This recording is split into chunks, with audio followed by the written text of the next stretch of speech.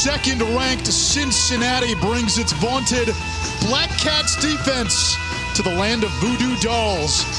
It's La Vida Loca, Halloween weekend in New Orleans. Cincy tries to strengthen its playoff resume. Tulane looks to get a head start on Mischief Night. Good afternoon from Yeoman Stadium in East Schroff. Mike Golick Jr., Taylor McGregor will be with us in just a moment. We're getting close to the end game. College football playoff rankings come out for the first time this season on Tuesday. A chance for Cincy to maybe crack the top four, something no Group of Five team has ever done. The college football world is waiting to see if the committee will do it. One of the metrics you always hear the committee use is the eye test. You have a Cincinnati team. Today you're going to see past that with flying colors, and it starts on defense. You pair a dominant back end with Kobe Bryant, Ahmad Gardner, and what these guys are capable of with a pass rush up front led by number 21, Myjai Sanders, that's going to make a vice grip for any opposing offense they see this season. It's the best passing defense in the country, holding opponents to below 165 yards per game. Now, they've gotten takeaways, a secondary that has 36 career interceptions between the five starters.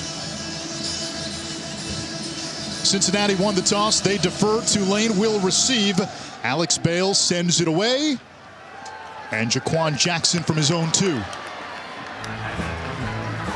Jackson out of bounds across the 20 as we say hello to Taylor McGregor.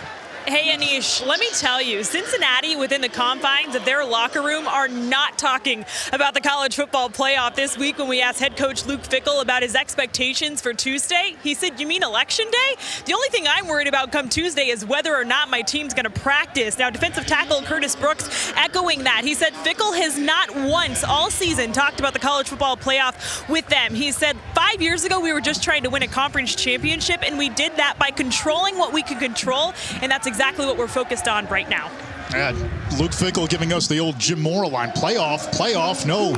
We're worried about the next game. Kai Horton making his first career start on first down, finds Jatavian Tolles breaking tackles, and up across the 35-yard line, Brian Cook with the stop. A first down for Tulane, and we meet the Green Wave's new starting quarterback. Starter Michael Pratt in concussion protocol. Justin Ibieta, the backup, he's been out for the season now for some time. So Kai Horton, who began the year as quarterback 3, a true freshman from Carthage, 34-0 as a starter in high school, gets his first career start against maybe the best secondary in the country.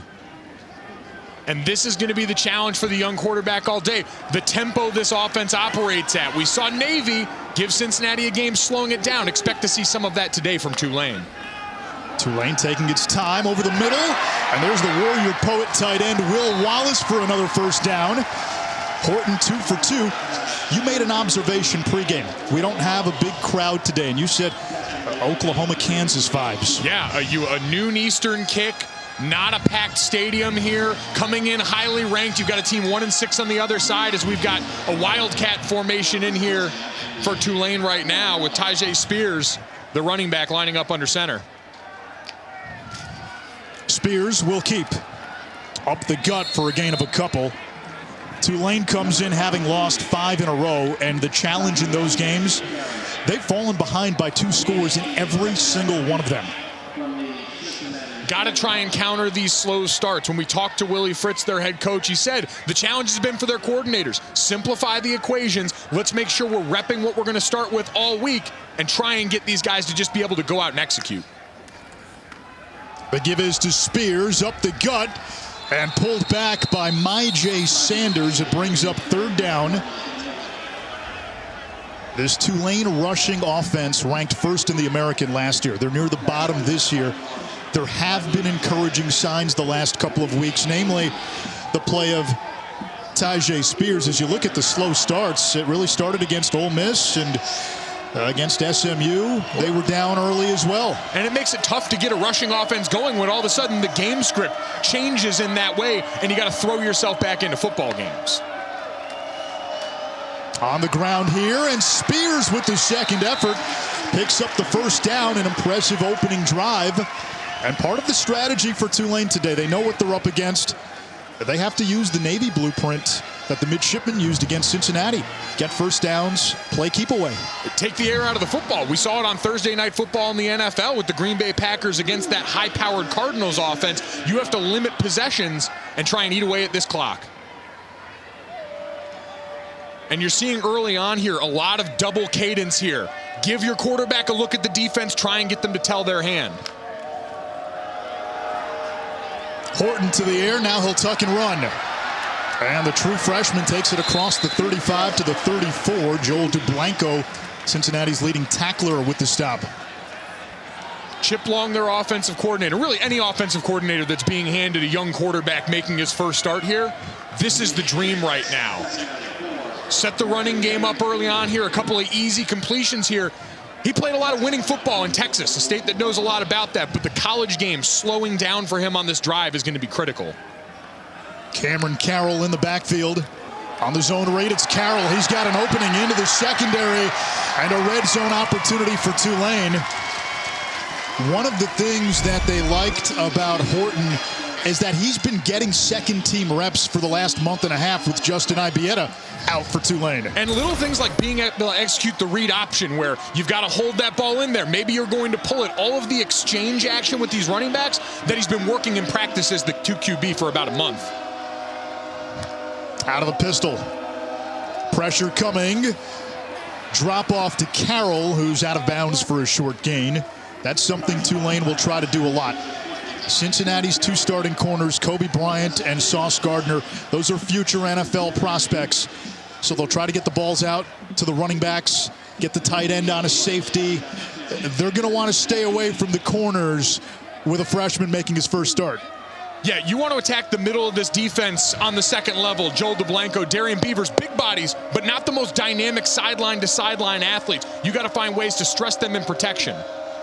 Tolles in motion, two tight ends set. Carroll. And he has stood up right at the point of attack.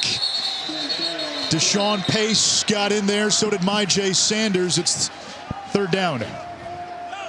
And this is the toughest area of the field we're at right now. Cincinnati, the third best red zone defense in all of college football.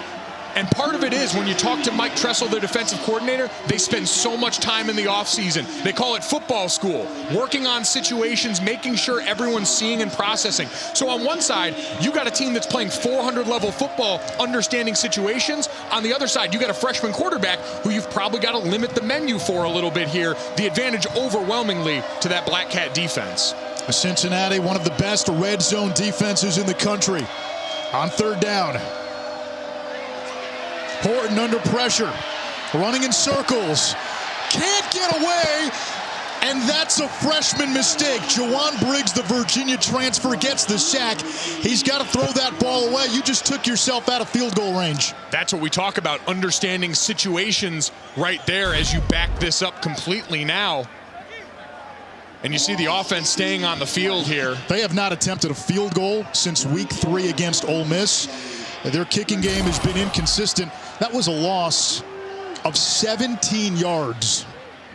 Just a freshman mistake right there, trying to do too much, thinking you can backyard football this thing against a defense on the other side, full of veteran guys, a lot of whom have Sunday futures. And it looks like we're going to get a timeout with the play clock running down. Play game. It's a delay of game on the offense.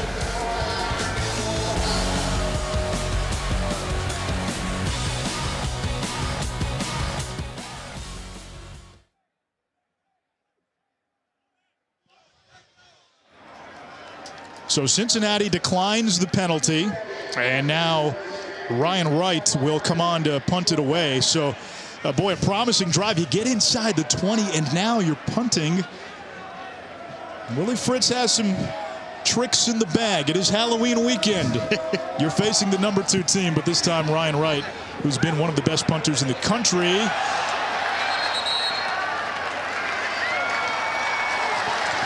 Wow, they downed it at the 1-yard line, so special teams comes up big for Tulane, and Cincinnati pinned at its own 1. We'll get to see Desmond Ridder and this offense on the other side. You're going to need everything today if you're Tulane. It's all hands on deck, and that includes pinning the ball deep on special teams.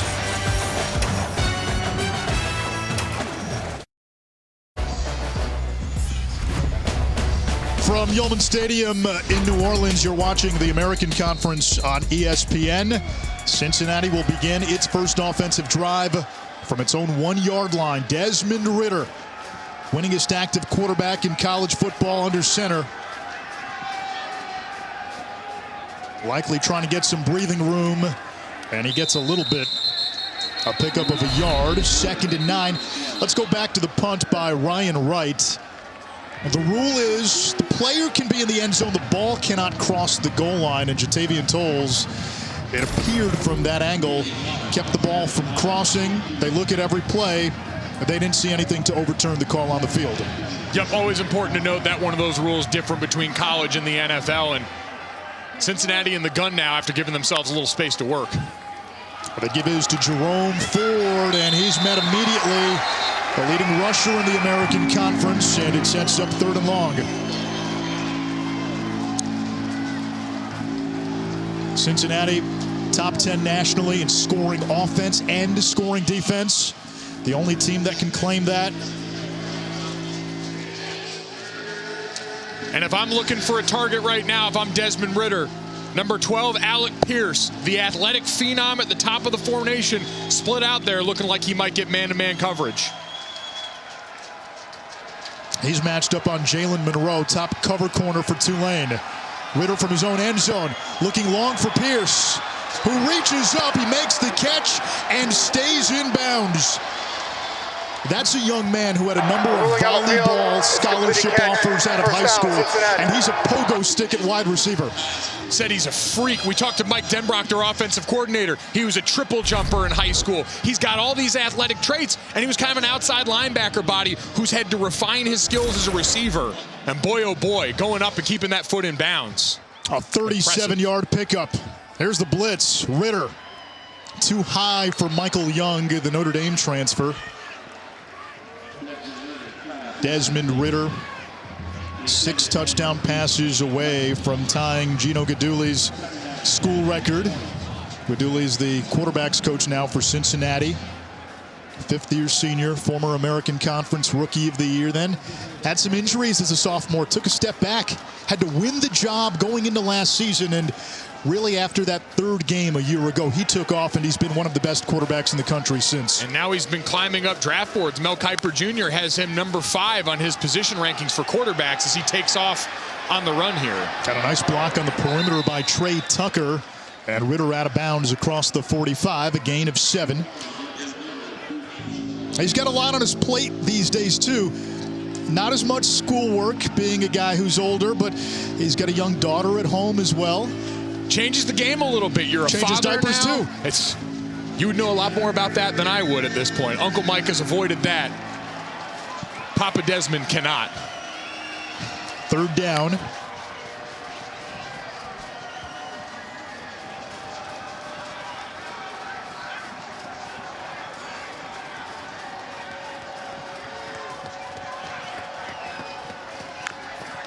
Play clock winding down. Here's Ford. He's going to be short. It'll bring up 4th and 1, a decision for Cincinnati. And again, if you feel you're the better team, I know you're on the road early on. It doesn't look like the punt team's coming on. Nope, and important 2 plays before that, you just established your quarterback as a credible run threat in this game here. You're seeing big bodies come on here right now. 3 tight ends, 13 personnel in this game. They're going to set a physical tone right now. Is that a tear in your eye with 3 tight ends in the game? One of the most beautiful formations in football. Hang it in the Louvre. Ridder under center, 4th and 1 from the 49. Here's Ford. And surges ahead into Tulane territory to move the chains as we go down to Taylor.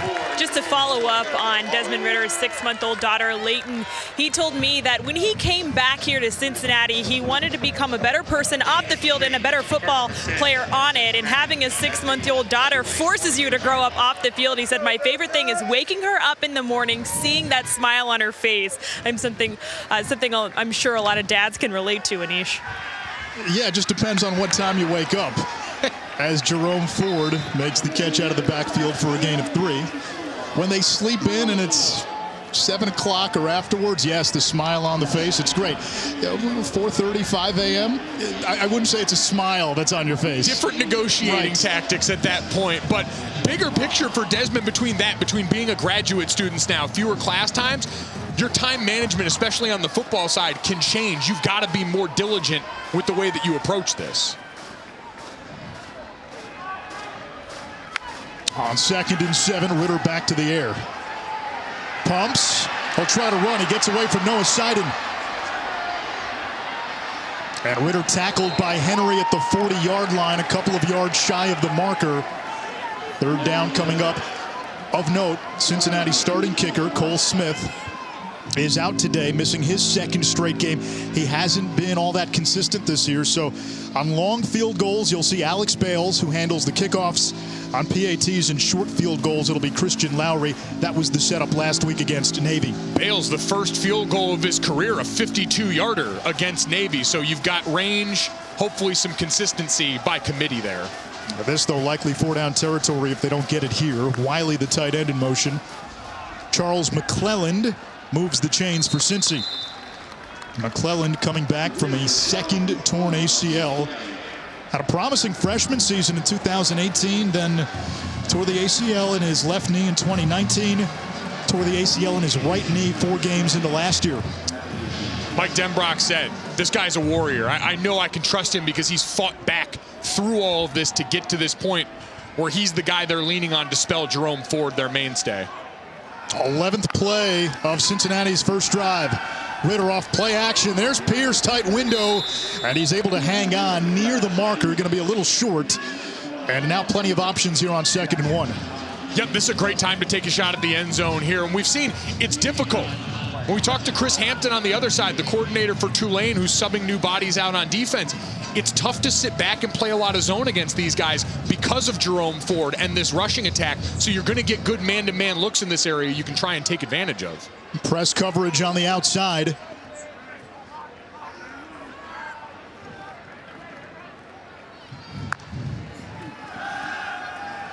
Pierce off the hands of Leonard Taylor as tight end. This is an offense that likes to use its tight ends, Taylor and Wiley. And now it's 3rd and 1. Josh Wiley coming off his first career multi-touchdown game last week against Navy. He was their leading receiver last season. And where he sits now with only 133 yards, a testament to just how many other weapons have shown up for this Cincinnati offense. Tulane loading up the box. Ritter will throw. There's Taylor, makes the catch. He's got a 1st down. Flag down as Taylor burrows close to the 20-yard line. Looks like we're probably going to have a block in the back out on that perimeter. Illegal block in the back. Offense. Number 21. 10-yard penalty. 3rd down. Yeah, Tyler Scott on that one on the outside. You saw them trying to set this up, and Cincinnati loves the tight end in that flat area, using that as an extension of their run game here. But you're going to watch on the outside, Tyler Scott right here, coming inside, sees the back of the defender, pulls the trigger anyway, and an easy call for the officials out there.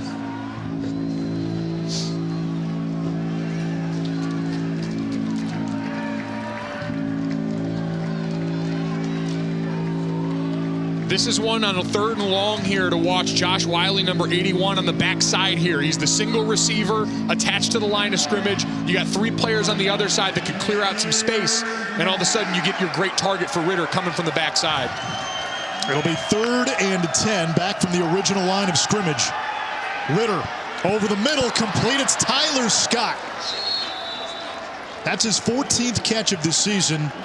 5 of the previous 13 had gone for 20 or more yards. He's been a big play threat and picks up a nice chunk of yards to pick up the 1st down. And that came off the action that we just mentioned here. You saw Josh Wiley coming from the backside, and so when the attention goes to him, rightly so, you're able to pop that over the top for a great 1st down. Here's the give to Ford. Tied for the national lead in touchdowns. Not much there. Nick Anderson coming up to make the play. He missed 3 games, came back last Thursday against SMU. Heart and soul of that defense. He's the leader, not just in that linebacking core, but of that entire unit. The 3.7 in homeland security is his major here. That's a guy you trust with the keys on that side, and what a huge boost getting him back against SMU for this defense. 15th play of this drive. Ritter, end zone, wide open Wiley for a Cincinnati touchdown.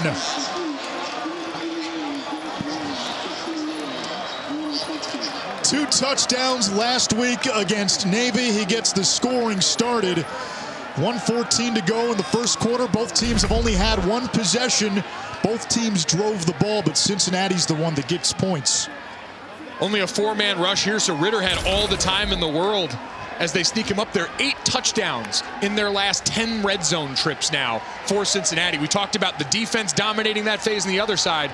Offense starting off today, executing well.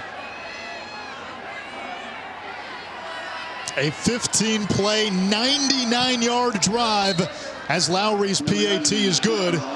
Remember, Cincinnati started from its own 1-yard line. They marched the length of the field. Noon Eastern kick. Not a hostile crowd here. No problem for Desmond Ritter in this offense. Up 7-0.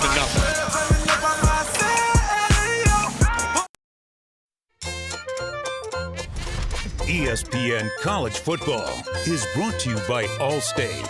Save money like a champion with Allstate and Pizza Hut. Order today at pizzahut.com. We sent our esteemed cameraman, Naveed Kajavi, down to Bourbon Street to shoot some visuals, and I think Naveed had himself a good time while he was down there. Hard not to have a good time down there. This is one of the better cities you'll ever visit. Especially this weekend. 7-0 Cincinnati. 1:14 to go opening quarter. A 99-yard touchdown drive. Ritter to Wiley.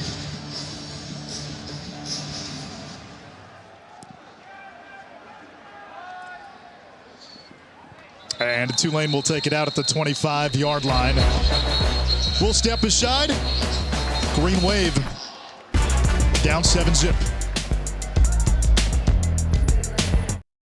Studio Update is brought to you by Rocket Mortgage with EJ Manuel. I'm Zubin Mehenti. EJ, Kenny Pickett continuing his Heisman campaign. Yeah, Zubin, this guy's been making these types of throws all season long right there. Finds a streak.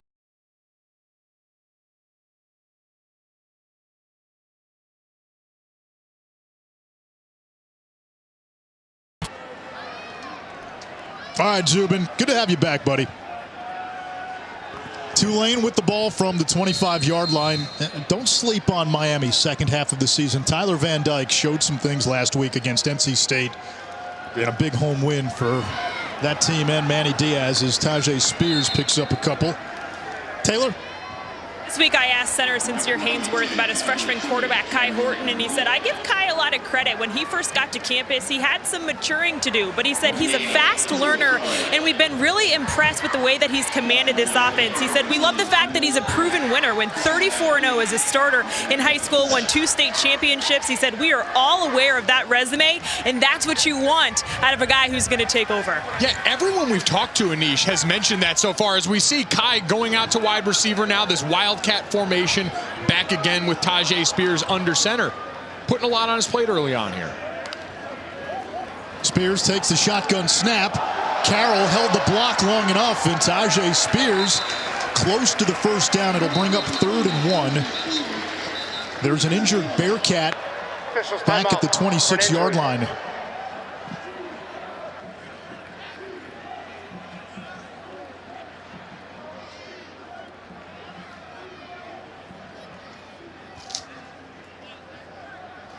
While we have a moment, we remind you, Saturday night, presented by Capital One, another Big Ten battle. Sean Clifford and number 20 Penn State traveling to Columbus to take on Heisman hopeful C.J. Stroud and the 5th-ranked Buckeyes at the Shoe.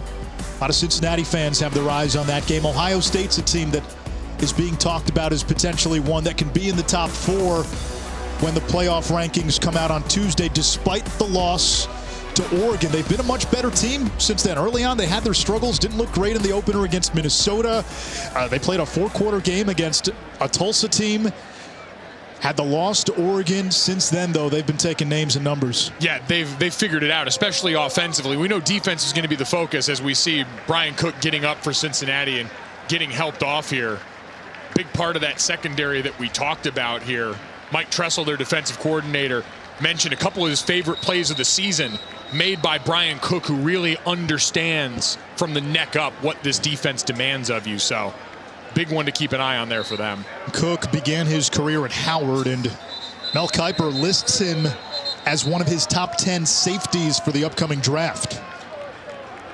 There were 2 plays that stood out against Central Florida when they played there. Aggressively taking on blocks up front to make plays, sitting on a throwback on the backside here. Mike Tressel stood up and lauded his safety for understanding situationally that intelligence we always talk about. 29, Jacob Dingle comes in for Cook. 3rd and 1. Final seconds of this opening quarter. Tulane does not have to call a play. And they will not. That is the end. A fast first quarter here in New Orleans. Cincinnati with a 7-0 lead. And the Bearcats have won 20 straight after leading after 1 quarter. Playoff rankings come out Tuesday. Cincy knows what's in front. A good start for the Bearcats on the road.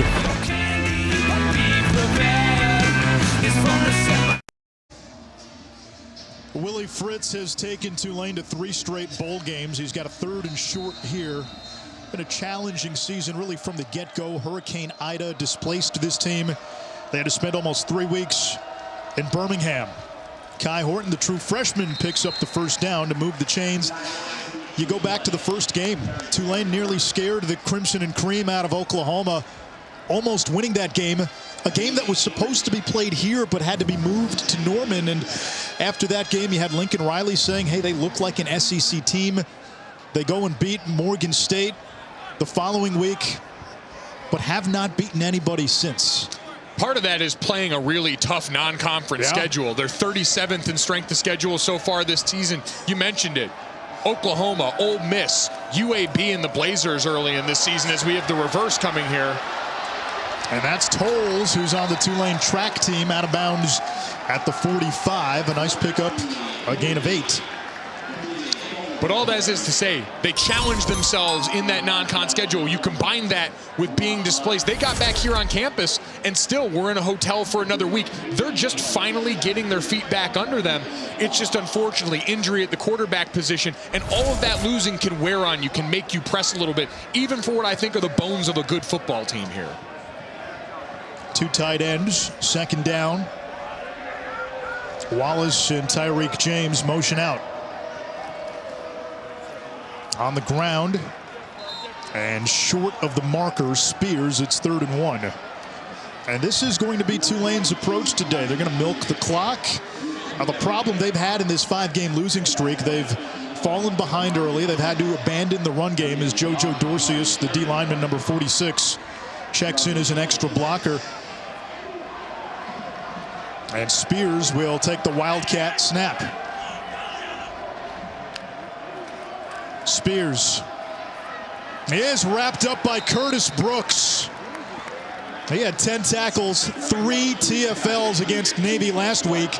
It's 4th down. Tulane is an analytics-heavy team, and 4th down with analytics says, go for it here. It says bring another offensive lineman in here and get extra big here. They bring number 70, Timothy Shafter, in on this play as we watch Curtis Brooks on the last one, swimming over 2 guys to make that play here. Another Wildcat look. It's Spears. He'll keep it, and he's got the first down for Tulane. And this is how you steal possessions and extend possessions. That's understanding identity. You mentioned it. Everyone knows if you're new to Tulane football, Willie Fritz got the analytics book down on the sideline like Anish mentioned. This is how they're going to live, and especially it builds you up for a game like this where you're an underdog against the number 2 team in the country. You've got to play to this game script to a T And then it's just on execution. We've seen multiple times now that's going to involve a lot of different formations. Eye candy for this vaunted Cincinnati defense. It has been a run-heavy approach so far. Kai Horton under center. He'll throw here under pressure and incomplete in the direction of Spears. Deshaun Pace, he is one of the younger guys on this veteran defense, and he has been an agent of havoc all season long. When you look at this linebacker core for Cincy, Darian Beavers, Joel DeBlanco, they're big guys, but not exactly the most dynamic movers. Pace is shot out of a cannon. This is a guy that they said the minute he walked onto campus, he had no fear about going and pulling the trigger downhill like you see there, tied for the team lead with 6.5 tackles for loss. And it's that added bit of athleticism. They do a good job of defining roles in this Cincinnati defense and letting everyone play to their strength, not have to play outside. The give is to Spears and pulled down by DeBlanco, who hails from Aberdeen, Washington. For you music aficionados, that's the same hometown as Kurt Cobain. The more you know. As we see number 70, Timothy Shafter, have to come in for Corey Dublin, the Iron Man for this Tulane offensive line, 56 consecutive starts, has yet to miss a game. We'll have to keep an eye on that. A really important part of the left side of that offensive line next to their left tackle, Joey Claybrook. Third down. Tulane has not challenged the Cincinnati cornerbacks so far. James, the tight end, goes out wide. Horton throwing downfield, and it's juggled incomplete. He wanted Shea Wyatt. He was one-on-one with Kobe Bryant, and it's fourth down. We mentioned you're not going to throw it the other side at Gardner, and so Kobe Bryant gets the lion's share of the targets here, and they let him get pretty physical at the top of this route. You're going to see Bryant not turning around, lots of hand fighting both ways. I think that's a good no call on that side, and a ball that if you want to win in this game, Wyatt's got to come down with. In his ranking of kickers and punters, Mel Kiper has Ryan Wright, the Tulane punter, number 2 behind LSU's Cade York. He pinned Cincinnati at the 1-yard line last time, and a fair catch is called for by Ryan Montgomery. So 2 punts, and Cincinnati will start inside its own 10 again.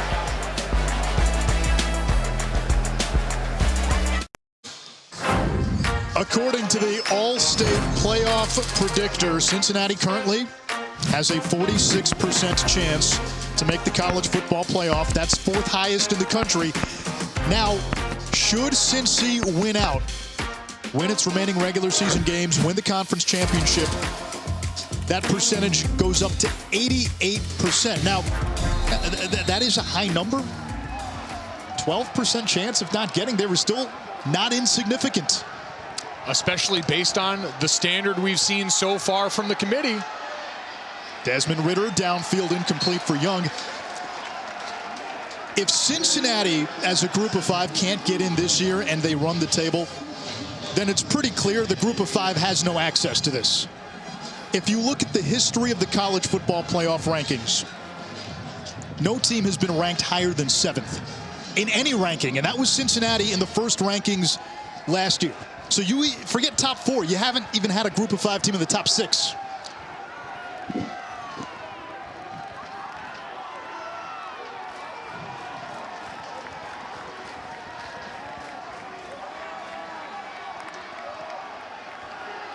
Ridder again to the air. Taking a shot downfield, a lot of contact, incomplete. Good coverage by the freshman Kennedy. He wanted Trey Tucker. To finish that thought, if you look at the AP ballots from this past week, Cincinnati was in the top 4 on all but 3 AP ballots. That tells you there is almost universal consensus that this is a top 4 team. And it should be when the first round of rankings come out Tuesday, Anish. The conversation with the group of 5 is always. It should be, but will it? I think it will. But the difference is always strength of schedule. Cincinnati has the 82nd ranked strength of schedule down the stretch. Hang on a second. Marvin Moody gets Desmond Ridder in the end zone, and Tulane is on the board with a safety. Now Tulane reminding all of us, hey, this is still a football game. Put that in your playoff predictor. an excellent job of corralling. Desmond Ridder is one of the best quarterbacks in the country when it comes to scrambling in the pocket here, but Marvin Moody was third in the team in tackles last year. This linebacker group has got guys that they trust in there. You've seen the simulated pressures, not sending too many guys. Really impressive. That started with special teams for Tulane. The punt by Ryan Wright, his second to pin Cincinnati inside its own 10. The first time the Bearcats marched 99 yards for a score. This time, give Marvin Moody the oversized Nola beans. He comes up with the sack in the end zone for the safety, and the green wave is on the board.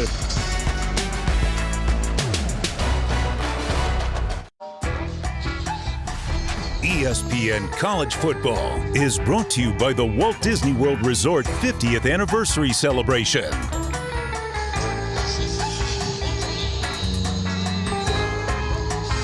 Halloween weekend in New Orleans, 7-2 Cincinnati, as there's a drive into deep left. No, we just have a baseball score as Bales kicks this one off from his own 20, and it's fielded by Jaquan Jackson. And he's across the 30, cuts it back. Changing directions again.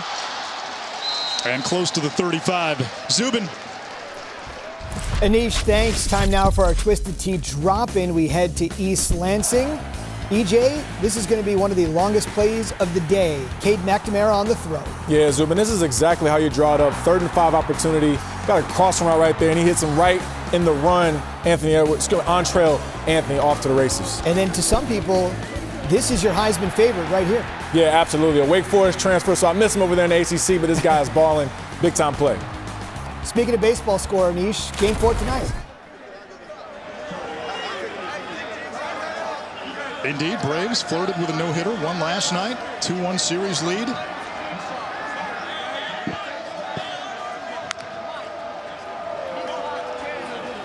Cameron Carroll, 4th in the American in rushing last year. Tulane had 2 of the top 4 rushers in the conference a year ago, along with Stephon Hutterson. Cam Carroll's been the steadying force for them, but getting Tajay Spears back, they mentioned what a boost that is because of his ability to make guys miss. Him finally feeling healthier than he's been after that knee injury against Southern Mississippi last year. Huge boost to help this offensive line not have to be perfect every play. Trips to the field. Horton keeps it on the zone read. And across the 41-yard line, Taylor. When this Tulane offense was on the sideline, there was a lot of talk about running the Wildcats, so I think that's something we can expect coming up here. And I think it's also something that Cincinnati expected, knowing that a true freshman quarterback was getting his first collegiate start. That's something we talked about with Luke Fickell, of having to understand you're everyone's Super Bowl now. When you walk on campus, there's going to be a different approach that every team takes for facing Cincinnati. Cincinnati slow to get set, and Carroll across the 45, another first down. If you look at this 5-game losing streak for Tulane, -10 per game in total first downs. They're able to move the chains today. They've basically said, we know we've got Kai Horton out there. We know it's a freshman making his first start. We're going to try to do this on the ground. It's been a very run-heavy approach. It's been run-heavy approach, but again, you window dress all of it. We've seen them shift and move tight ends. They've already handed off a reverse in this game. You've gone with the Wildcat. Your quarterbacks run it. You've got to show them a lot to do a little.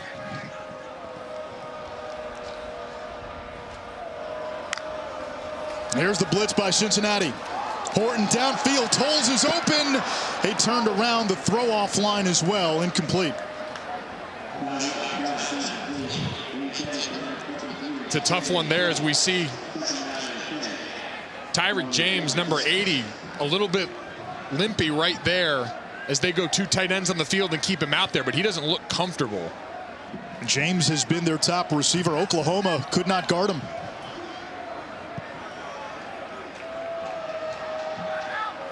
Cincinnati now loading up the box a little bit.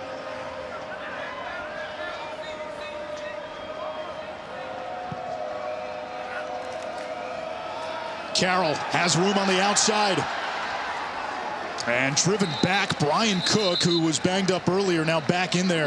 Another great tackle in space. The offense, helmet came off during the play. It's one of the things this defense does so well here, is get guys out there, rally hats to the ball. But again, that's the advantage you have when you've got two corners the caliber of Gardner and Kobe Bryant. And for Tulane, 3rd and 3 here. This is 4-down territory. Analytics obviously will tell them to go for it if they don't get it. Christian Daniels coming into the game, number 14 in green. He's now the backup quarterback, listed as a wide receiver, but he did come to school as a QB. Daniels under center, on the fly sweep. Tajay Spears with a house call. And Tulane with the lead on number 2 Cincinnati.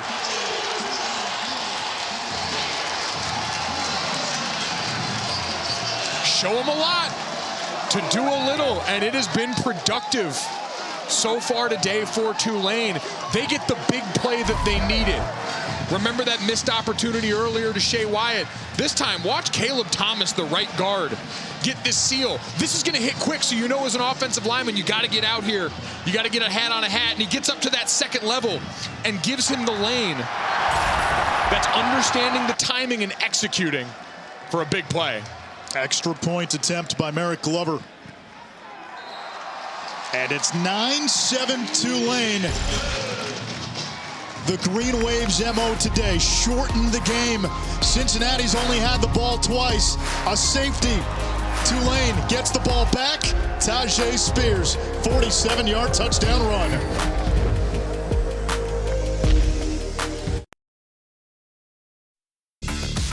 ESPN, home of the College Football Playoff Semifinals. Friday, December 31st on ESPN. Run it.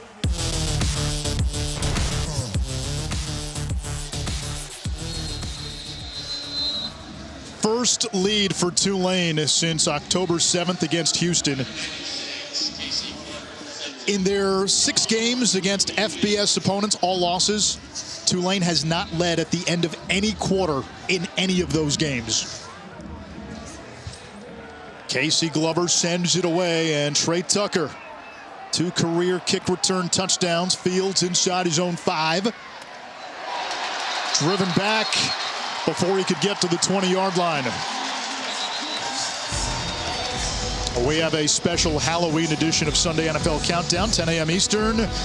We look at some of the NFL's most unusual superstitions. And then Monday Night Football, Giants look to make it 2 in a row, beat the Panthers last weekend. The Chiefs, under 500. They have not been the same since Clyde Edwards-Helaire went down. It's been a different offense. Patrick Mahomes came out telling his teammates, I've got to be better. That sets a tone for the locker room, by the way, when your $500 million quarterback is the one telling the rest of the team that. Raises the game. Well, we found him. 2 Waldos. Let's see if Cincinnati goes to Jerome Ford a little more on this drive. No, they'll come out throwing. And that's Trey Tucker. Speedy Jr. out of Akron. Moves the chains. Give him a baker's dozen. Taylor? Tulane seems to be responding to a players-only meeting that they held Monday. It was the first one of this season, and they really wanted to get everybody on the same page. All players had the chance to sort of air their grievances, and they wanted everybody to bring one thing that would help this team get better, and let's see how they finish it. They certainly started well.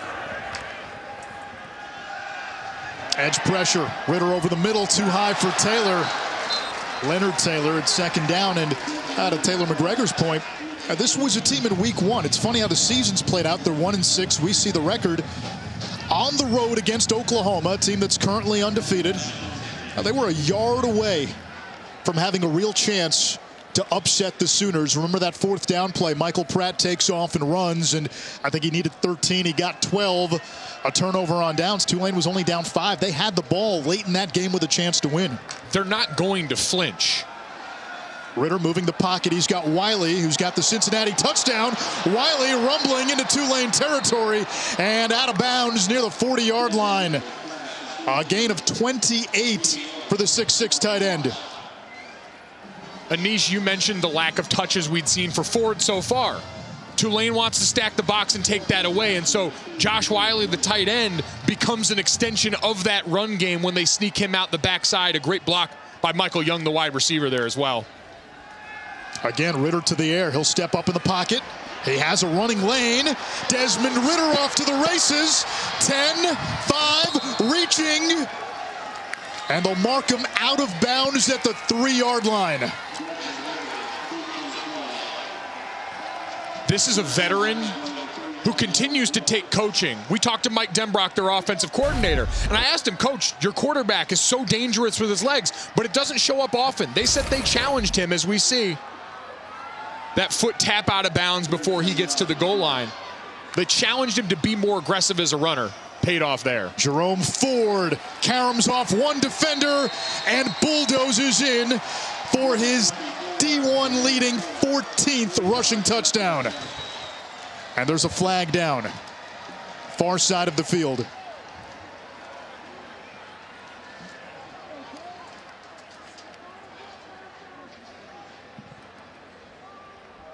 And 2 flags coming in away from the play.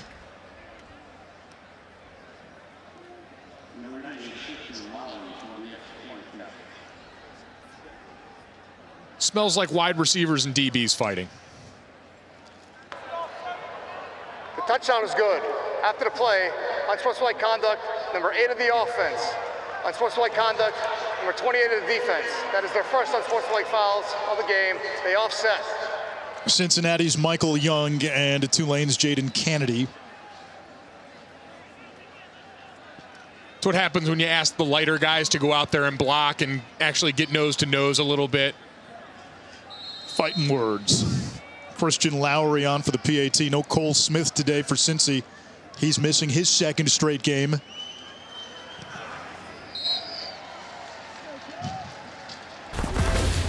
(14-9) Cincinnati. Desmond Ritter using his feet on that drive. Challenge to be a more aggressive part of the run game. Challenge accepted. Touchdown on the board. Swing, swing, swing, getting high, laying. All right, thank you, Zubin. Michigan State, pair of unbeatens in the Big Ten. Both still have to play Ohio State. Cincinnati's retaken the lead. Bearcats have only had 3 possessions in this first half. Jaquan Jackson from the 6 to the 22. Drive recap brought to you by Dell Technologies. As there's some war of words down by the 20-yard line, and let's take a look at that last Cincinnati drive. Yeah, Tulane loading up the box, so Cincinnati decided we'll get the tight end involved in the short passing game, and then Desmond Ritter, as a runner, so dangerous, sees the open space, doesn't think twice, and then you send it home. Jerome Ford. We know him for the 75-plus yard touchdown runs, but they said they like him because he gets the tough yards for this group. Helping that Cincy O-line out. After the play, personal foul, unnecessary roughness on the kicking team, number 81. After this, it's 15-yard penalty, first down. Now that's Wiley, the tight end.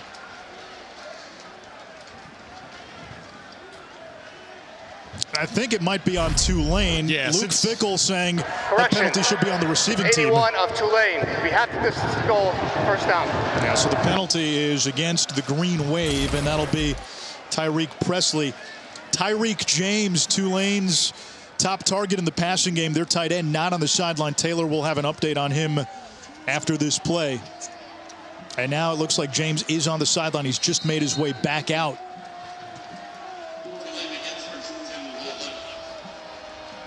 And there he is on the bike on the sideline. Will Wallace in motion. Cameron Carroll up the gut. And Carroll with a strong run. Give him 14 yards. Taylor, what's the update on James? Well, during Tulane's last offensive series, we saw him walking off the field with a little bit of a limp. He went into the tent, and then soon after that was taken into the locker room. He just came back, as you mentioned, on the bike. He has his helmet, so keep your eyes on it. Nothing official to report yet. He leads the team in catches and receiving yards, a big part of this offense. Although today it's been a run-centric approach, with Kai Horton making his first career start at quarterback. Carroll looking for room on the outside. Patient run and thrown down by Sauce Gardner. 13 more for Cam Carroll. This offensive line has put the game on their backs to start today. This was timeout As we've for got an injury. Malik Van getting up slow for Cincinnati.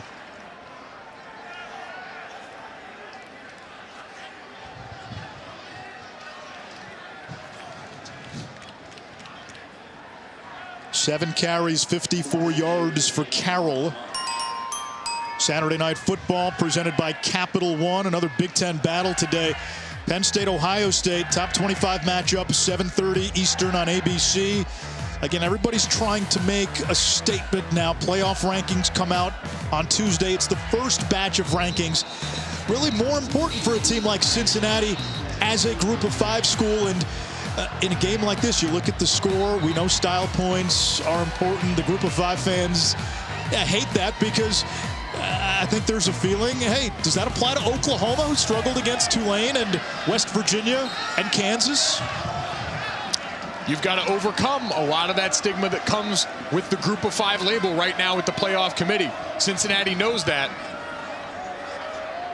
And big on the defense right here to try and get a stop to see if they can get an extra possession before the half. Remember, they get the ball to start the third quarter.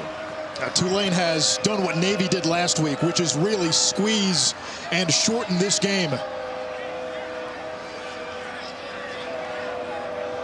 Two tight ends stacked to the right. Tolles in motion.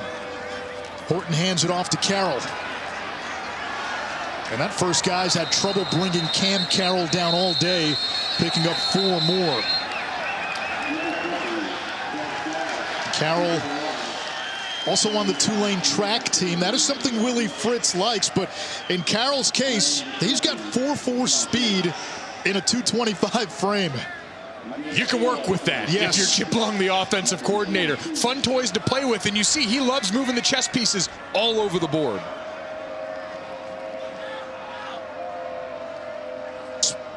Spears back into the game at running back. Horton under center. Tulane averaging better than 8 yards per rush this quarter.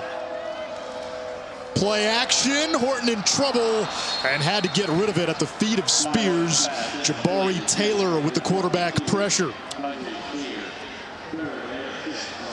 And credit this to the offensive game script, but that's not what we've seen a ton of so far for this Cincinnati defensive line here. Myjai Sanders on the other side, number 21. We've seen them try and run at him. They're keeping extra bodies in as we've got the Wildcat quarterback situation again with Tyjae Spears under center. They're doing this to try and frustrate a really competent pass rusher on the other side. And remember, with Tulane in the analytics, this is 4-down territory, even inside their own 40. Spears broke the initial tackle again, and he's going to be close, and they are undoubtedly going to go for it here.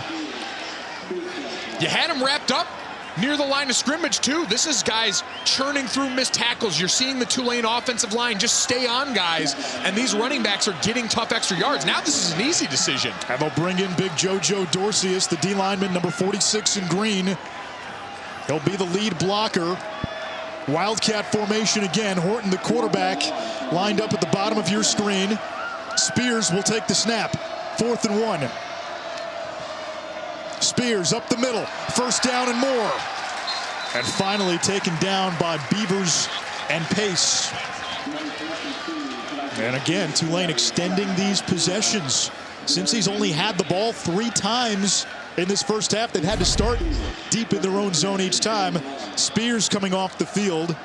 Look at this block on the backside here. Coming across the formation, takes out number 41, Joel DeBlanco, one of the big heartbeat players in the middle of that defense. They're setting a physical tone, and you can see Cincinnati, I don't think, was quite ready for this opening stanza punch from Tulane. And before the snap, we get a penalty marker on Tulane. They've been pretty clean so far. Ball start. Offense. Number 84.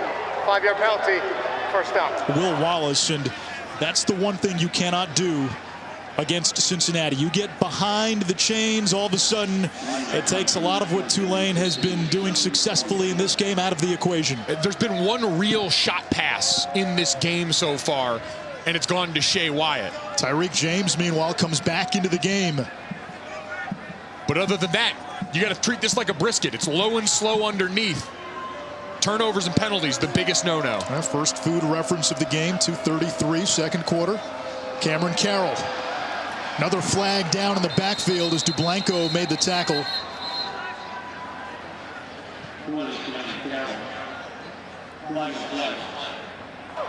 Holding.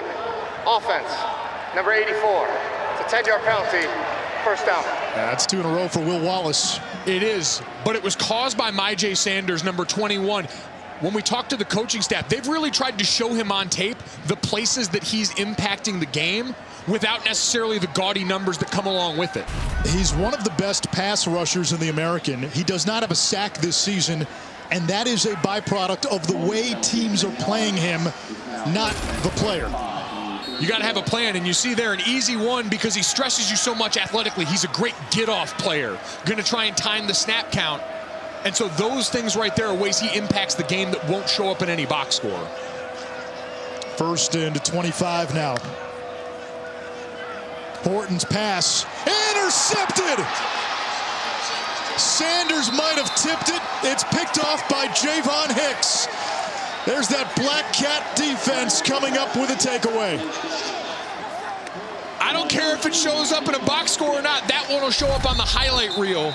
That's the get-off we talked about from Myjai Sanders, who I believe gets a paw on this ball. Number 21, great hand swipe, and then gets up and affects the ball flight just enough to give Javon Hicks the chance to run underneath that, set up this offense. Bryant, Hicks, Cooks, Gardner, and Arquan Bush now have 37 career interceptions among them, and Cincinnati receives to start the third quarter with a chance to punch it in before halftime. Jerome Ford driven back for a loss of 2. He's been held in check today, the leading rusher in the American Conference. Cincinnati's going to have to go over the top on them again here. They're going to have to live outside the tackles because you're seeing Tulane, in addition to packing the box right before the snap, shifting players a little bit, moving guys around. So now as an offensive line, I'm trying to chase ghosts. I'm looking at a muddy picture. I always wanted clarity where the guys are so I know who I'm working with. Leonard Taylor, the tight end, in motion. Ritter is hit hard and sacked. Darius Hodges, his 3rd sack of the season. It's 3rd and long. That is just a big-time one-on-one win for Hodges. This Joker room, the DNs and this Tulane team, coming from that blind side, gets a square shot, stays on that upfield hip because you know you got a mobile quarterback. Less than a minute to go in this second quarter.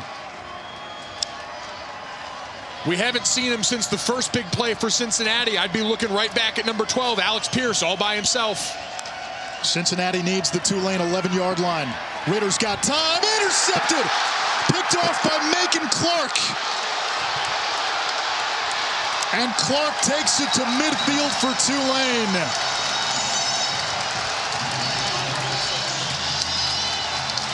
The wide receiver fell down, and a gimme pick for Clark. Looked like he was looking at number 11, the tight end, Leonard Taylor, coming across the middle. He falls down. That ball's already out of Ritter's hands.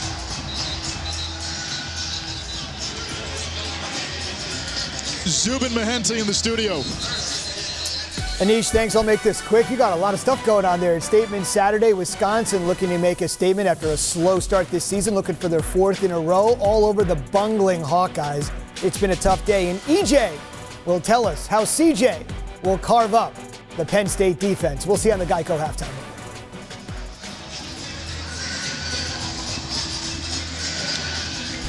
Mischief night, and Tulane up to something potentially. An interception, they've got the ball back. And you see Leonard Taylor fell down. Kai Horton to the air, and he is submerged. The ball came out. It comes to one of the O-linemen. Rashad Green, number 69, picked up about 7 yards. Mike Golick Jr. beaming in the broadcast booth right now. That's one of your people. Did anyone else just get chills watching that? Preparation met opportunity. The young man seized his moment and made it happen. Those are yards after contact. That's grinding his feet. He is lifting up the heavyset community here. Myjai Sanders makes a great play on this one. He gets beat, but give Rashad Green credit. He sticks with it on that play here. He got beat bad by a veteran player, and he found a way to make that into a highlight right now. I don't know how they're going to grade it in the meeting room here, but I'm going to stand and applaud the young man, even though he gave up what should have been a strip sack. And that's redemption. Whew. I'm sweating.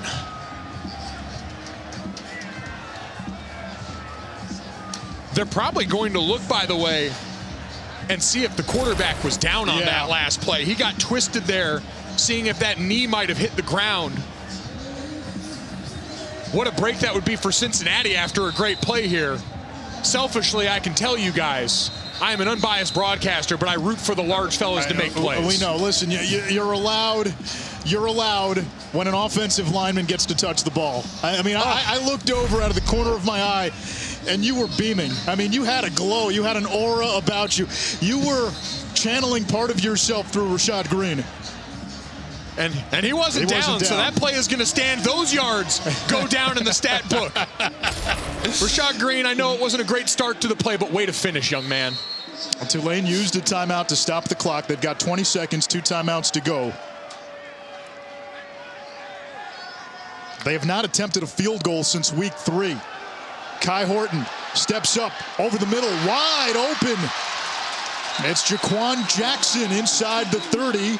A gain of 17. Another timeout called. 12 seconds to go. Tulane down by 5. Charge timeout. Tulane, this is their second and a half. It'll be a 30-second timeout. So 1 timeout left by Tulane. Cincinnati gets the ball to begin the 3rd quarter. A few of our featured AAC events on ESPN+. Tomorrow it's the Women's Soccer Championship. Throw in some volleyball too. Tulane hosting Temple at 1. Friday night, Bearcats hosting UCF. If you're an AAC fan, you got to have it. ESPNplus.com/AAC. What a turn of events. Cincinnati gets the interception. It looks like they've got a short field. They're going to march in. Leonard Taylor falls down. Desmond Ritter's pass picked off by Clark. He brings it to midfield. You get a 7-yard run by your right tackle. That should have come on a strip sack. That could have potentially been another turnover-worthy play. This is what we talked about here. It's rolling out of bed, an 11 a.m. Central kick out here. And strange things happen. Football's a weird shape. 13 seconds to go. Horton will hand it off, and Spears does not get very far. Clock continuing to run. 5 seconds, 4 seconds, and now a timeout with 3 seconds. And Tulane will send on Merrick Glover. And this will be his first field goal attempt since week 3 against Ole Miss. The last field goal he made came against Morgan State in week 2. Just 1 for 2 on the season. This is a guy who certainly knows his way around this, though. He only needs 16 points to become Tulane's all-time leader in scoring. His brother Casey's on the team. Anytime that gets brought up, he's quick to remind people the guy's been here like 10 years, so he should be getting to this number by now. He's a 5-year starter. That's brotherly love, man. I got to play with my younger brother on there. Everyone else is going to love him up. You got to keep him honest. But that play call, too, right there, Anish, the run to set that up, you might have had time to potentially put the ball in the air again, but you probably feel like you've already stolen enough yardage. You know what your game plan is for this one. You've got to salt this thing away and take points wherever you can find them. And so normally, I would say you got 1 timeout, be a little more aggressive. Freshman quarterback in there, stealing a possession to end the half. Smart points here on the board. This will be a 41-yarder for Glover. His career long is 44. And now Cincinnati, the obligatory freeze the kicker timeout. Cincinnati, the first of the half. Be a 30-second timeout. Here we go. Can't take them with you.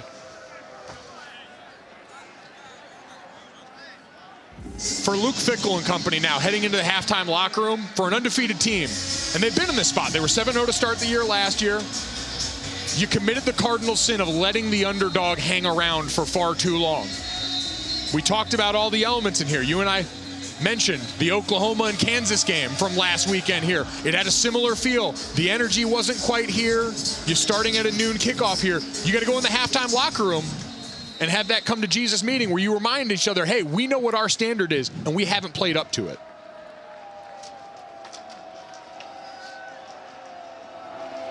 Glover from 41. His kick is up and good. 3 more for Tulane. They've scored almost every which way. A touchdown, a safety, and a field goal as time expires in the second quarter.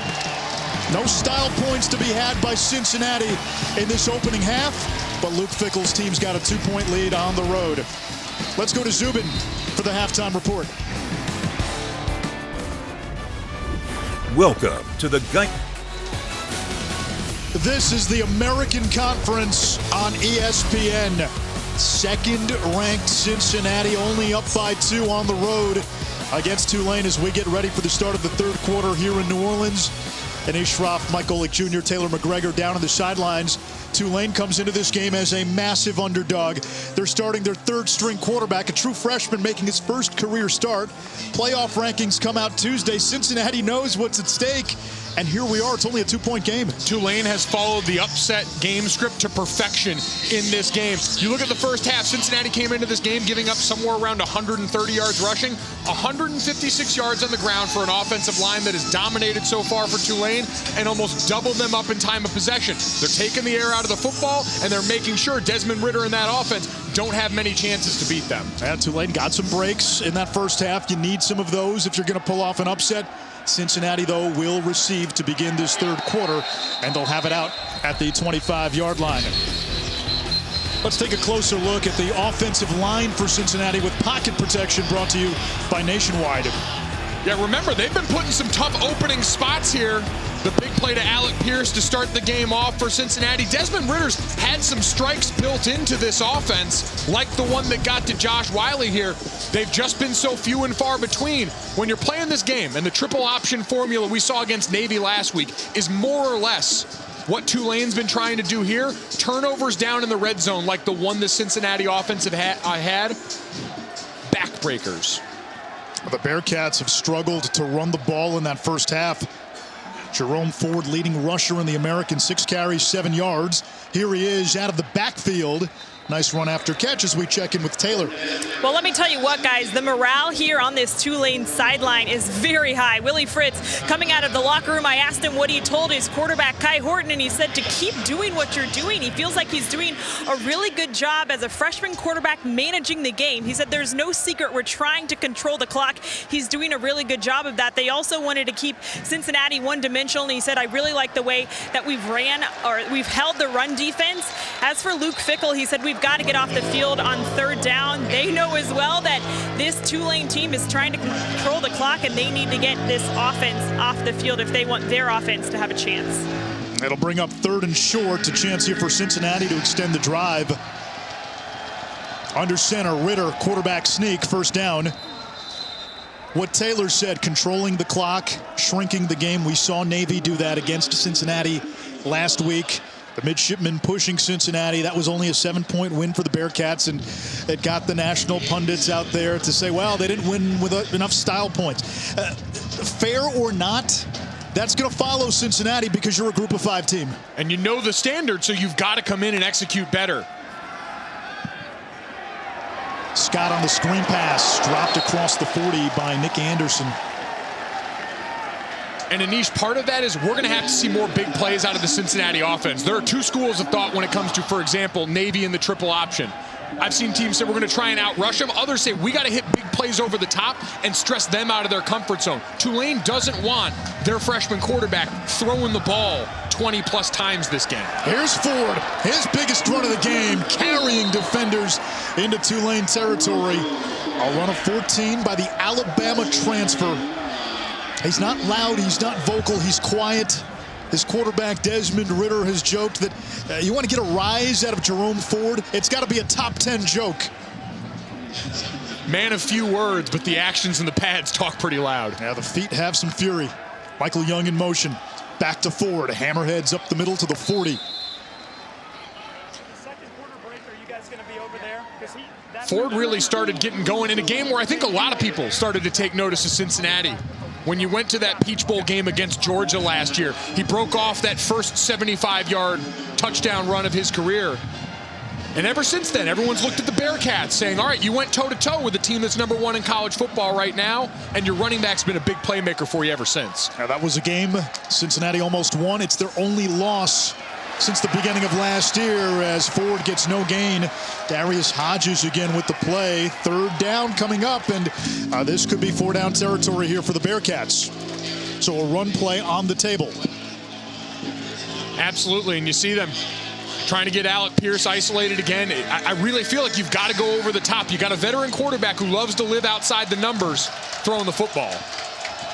Quarterback run here with Ritter also on the table on 3rd down. High throw, incomplete. He wanted Tyler Scott. The ball took a ricochet and almost a diving interception by Tulane. It's 4th down. And the offense to the sideline. Mason Fletcher, the 6'7" punter from Australia, will come on. And Nick Anderson, the leader of this Tulane defense, is fired up out there right now. He knows how big this is. Every minute this team hangs around longer and longer into this game, that sideline's only going to get more juice.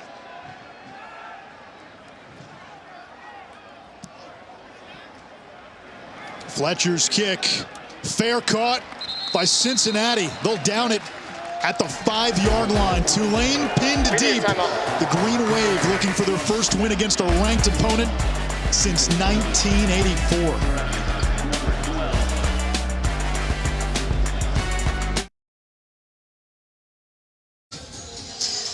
Tulane came into the game as one of the worst rushing offenses in the American. A year ago, they were the best. But today, 153 yards in the first half against Cincinnati. It's a lot of sleight of hand. You've seen Wildcat quarterback plays here, different people under center, all to get to the same handful of running plays. You give this defense a lot to look at in the backfield, and then allows that offensive line to just go lean on people up front. From the 5-yard line, Carroll engulfed behind the line of scrimmage. Darian Beavers, coming off a 14-tackle game, got there first. And now, if you're that Black Cats defense, you can pin your ears back. Not a lot of options here inside your own 5, 2nd and long. This is dangerous territory for this Tulane offense with a true freshman quarterback. You saw what happens there when you don't have that sleight of hand. When you can get big number 0 going downhill like that, triggering quick, too much.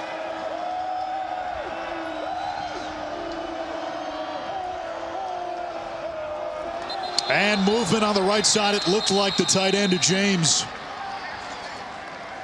Prior to the snap, false start, offense, number 80. Half the distance to the goal, 2nd down. And what did we see at the end of the last half? This is where you really got to have a plan for 21, Myjai Sanders, because that's the guy that's dynamic enough to get into the backfield at the snap, to get you caught in the end zone here if you don't have him addressed. He almost had a strip sack fumble at the end of the first half. Instead, an offensive lineman for Tulane turned that into a 7-yard gain. Carroll out of his own end zone, gets past Cook and gives Tulane a little breathing room. He is to the 9-yard line. It's 3rd down. Yards after contact been the difference today for Tulane.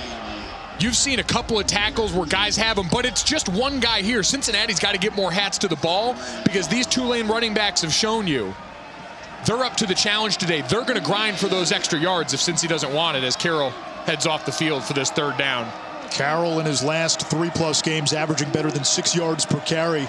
He was under 4 yards per carry in the first 4 games of the season.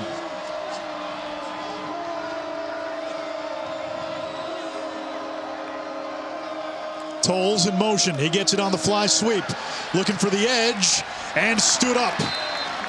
And now Tulane will have to punt, and they'll count on Ryan Wright, one of the best punters in the nation.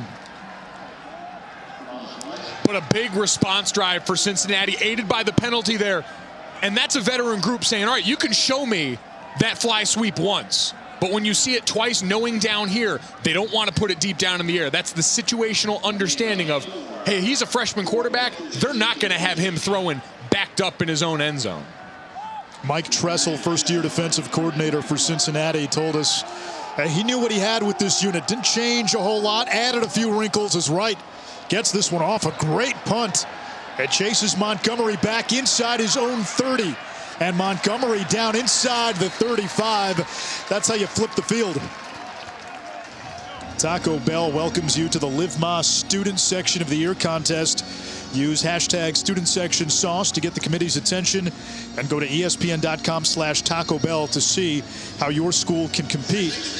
Unsung hero for Tulane has been Wright. That was a 57-yard punt. His previous 2 punts pinned Cincinnati inside its own 10-yard line. One of those drives for Cincy resulted in a safety. I never understood why people want to call that hidden yardage. It's right there. We just saw it, and it's a huge part, third of the game. Toss to Jerome Ford, running downhill and gashing for 5 yards. That's a win for the Tulane defense on the day, though, that defensive line, because you force Cincinnati into misdirection now. They're not able to beat you at the point of attack consistently today, so now they're going to have to get a little bit more creative, Mike Denbrock in this offense. Ritter on the slant, and that is caught by Tucker. First down Cincinnati across the 45, a gain of 8. The short area passing's been a little off for Cincinnati today. Desmond Ritter also. We saw the big run in the first half from him that set them up down near the red zone. He's going to have to be a more consistent part of their ground game because they're loading up to stop forward. Ritter 11 out of 18. Here's Tucker. He's dangerous on these fly sweeps. High school track star takes it into Tulane territory, brought down by Angelo Anderson.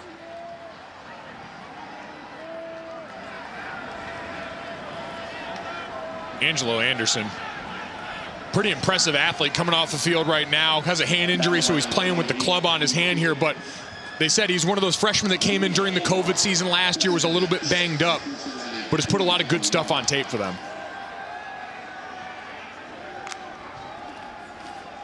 Ford up the middle. And ankle tackled by Jaden Kennedy, the freshman DB. 11 more for Ford, whose 2 longest runs of the game have come in this third quarter.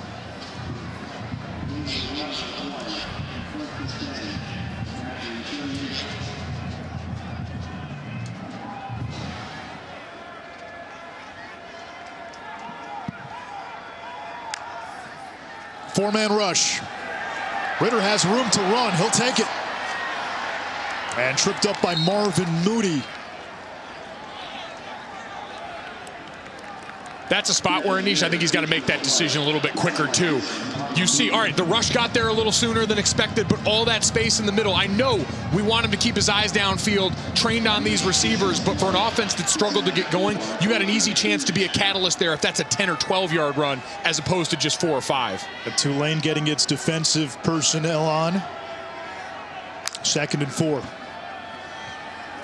Ritter, zone read, keeps it, and moves the chains. Now, you brought this up earlier. If you're Cincinnati, you got a 2-point lead.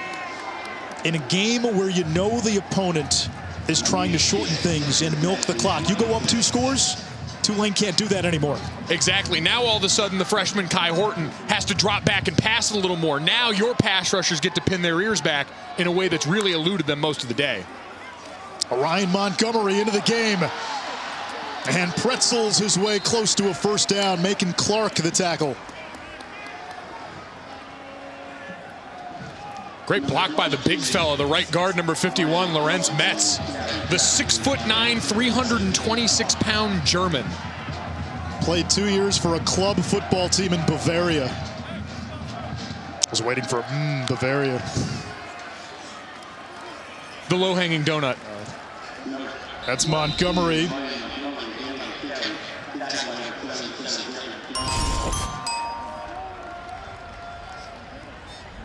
And enough to move the chains. Jeffrey Johnson, 77 for Tulane.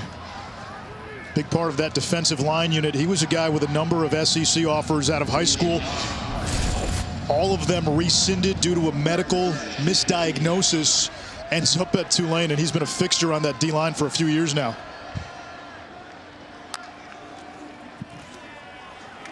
Montgomery again into the teeth of that defense. Second effort gets him 3.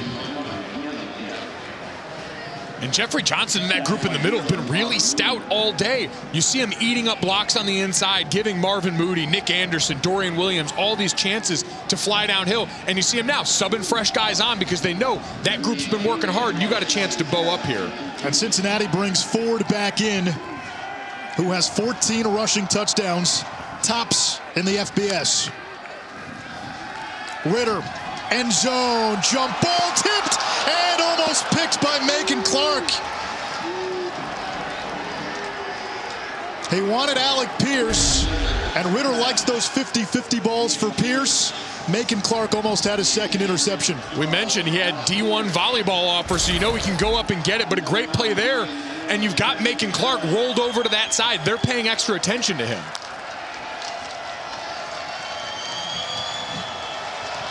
Third and 7, Ritter changing the play.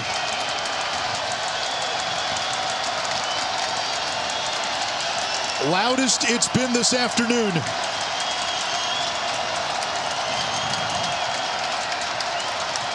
Play clock at 1. Ritter, quarterback draw. Fighting for the tough yards. And let's see where they mark him. He needed the 7-yard line. He's going to be a little short, 4th down. And they've already what does got Cincinnati do? They bring in the heavy personnel. They're going to go for it. Yep, you got 3 tight ends out on the field here right now. We talked about here. This is the message that Luke Fickell's sending to his football team. It's been sluggish all day here. You got to go take this thing where Tulane's had the most success, right in the middle of all this. And you call that 3rd down play knowing you'll go for it on 4th if you don't get it. Ritter gives it to Ford, right up the middle, and he's got a 1st down for Cincinnati at the 5. Handoff to Jerome Ford has been a pretty good play for Cincy this year. We would always joke, that's an efficient run. Didn't spring for a touchdown, not the sexiest thing in the world, but it moves the chains. And now, you get a chance for this team. Tulane opponents have scored in the red zone in the last 17 consecutive possessions. This is a great opportunity down here. This is where you could sneak a pass to one of these tight ends when you've got this big personnel group on the field.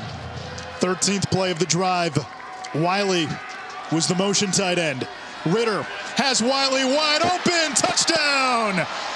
Back-to-back 2 touchdown games for Josh Wiley. That's the beauty of that position group here. You got the whole defense hunkered down, 4-point stances, everyone ready to go, elbows in there. And all of a sudden you just pop Wiley, who again was the leading receiver for this team in 2020, out the backside for an easy score. See everyone loaded up, slanting inside, and then he comes across, and there's so much trash in there because you've got a condensed formation. None of the linebackers or safeties had eyes on him. Great answer by Cincinnati. Christian Lowry on for the PAT. He's handling the point afters into the short field goals today. 13 plays, 66 yards. Wiley is old reliable. Great hands, back-to-back 2 touchdown games, and a big answer. 21-12, Cincinnati. 21-12, a second-ranked Cincinnati on top of Tulane. The Bearcats have won 9 straight against the Americans, 17-1 against the conference since 2019. All-State Playoff Predictor.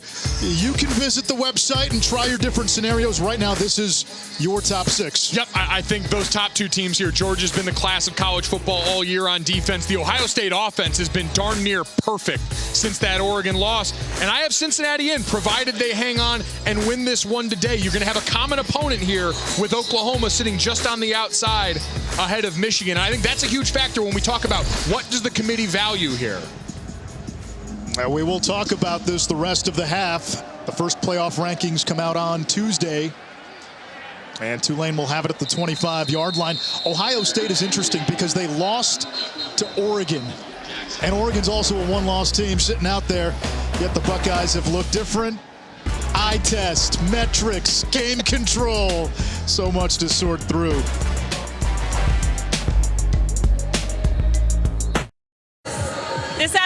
Tulane football honoring the 50th anniversary of the first black football players here to play at Tulane. Robert Johnson, Charles Enos, Charles Hall, and John Washington. And I'm so excited to be joined now by Charles Hall. When you think back to 1971, that fall, what comes to your mind? Come back just becoming a freshman, going to a whole new atmosphere, which was in college, and getting an opportunity to play for a university that meant a lot in the state of Louisiana. What does it mean to you that Tulane is honoring you here today? It means a great deal to me and the other two guys, John Washington and the deceased Robert Johnson and Charles Ennis. Back then, we didn't know what we was doing. We came to play football, but now that I see it, it means a lot, because now if you look at the Tulane football team, there's a lot of diversity. There's more black guys when I played with three. Appreciate your time. Thanks so much. And Anish, we'll send it back to you. Thank you, Taylor. For Trailblazers, you saw the helmet decal for Tulane. They're being honored today. Penalty marker down on the field. And penalties setting this Tulane offense back. We started to see it creep up late in that second quarter. Yeah, the execution, especially stress on the edges here, forcing them into some holding penalties, some pre-snap issues.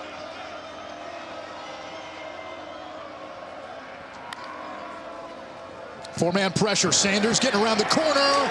And Myjai Sanders gets his first sack of the season. Dublanko was back there as well.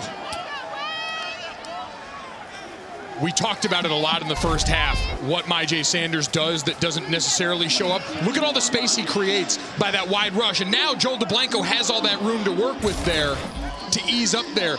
Kai has to step up, because he can feel Myjai Sanders getting after him from behind. And now this is danger territory for Tulane. Second and long, you're down 2 scores. They have tried their best not to put the game in the hands of Kai Horton today. True freshman making his first start against the best secondary in the country.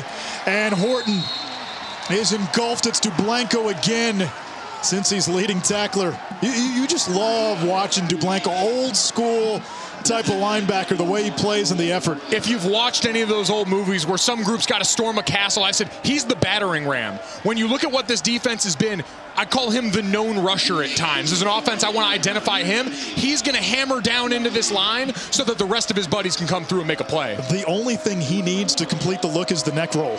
Neck roll, a mullet, they would all be great ads on a guy who plays like they're already there. Third and long now. Four-man rush. Horton checks down. Couple of broken tackles by Spears. Still going. Can he get to the outside? And he's going to be just 2 yards shy. What an individual effort by Tyjae Spears. He gets 17. And don't be surprised if Tulane goes for it here. I see him getting the team ready to think about it. I think this would be a great spot to let it loose. You're not supposed to be here in this spot. Your game script requires calculated risk, and this is one of the perfect opportunities for it. As you like to say, YOLO. And the punt team will come on. What do you think that decision-making looked like on the sideline there, because they took a long time before they brought the punt team on? Which is unusual, because again, we know the analytics, and it looks like they're going to have to either burn a timeout here or take the penalty. And there's a flag. It'll be a delay of game. Prior to the snap, delay game. Offense, number 97. 5-yard penalty, 4th down. So now, obviously, you're going to punt. 4th down and 2 becomes 4th and 7, but Willie Fritz took a long time before he made that call. Which is surprising, because we talk so much about the analytics book, knowing what situations in a game you want to go. Usually that's communicated to Chip Long, their offensive coordinator, early in that drive, so he's got to play in mind. That time, they stalled out and overthought it in the moment. A part of that, it's 3rd and long. You didn't expect Tyjae Spears to get you that close. Another great punt by Wright, but it goes out of bounds. And we check in with Zubin. Anish, thank you. Time now for the AT&T Countdown to the CFP National Championship, where we take a look at EJ, Iowa's first touchdown of the day. Spencer Petras sneaking it in. Yeah, Zubin, they need this right here. Quarterback sneak, smash mouth football up there, man. It's on ESPN. Hawks got the ball back. Anish? Iowa, Wisconsin, 2021. If you showed that game to somebody from 1995, it still plays. Preserved in amber. That's Big Ten football, baby. A week after a 9 overtime game where I don't think anyone scored over 19. Final 16 seconds of this third quarter. And Cincinnati knows a score here, they can probably put the game away. Ritter. And a tackle in space by the freshman Kennedy. No gain. They really like Jaden Kennedy, number 28. He's been playing more with Lance Robinson hurt. We have not seen Robinson today, and Kennedy has held his own. When we talked about simplifying things, the challenge that Willie Fritz gave to this defense, it was so that guys like Jaden Kennedy could focus on one spot and playing it well. Tulane keeping it within arm's reach as we head to the fourth quarter. Fired up. This defense playing great ball.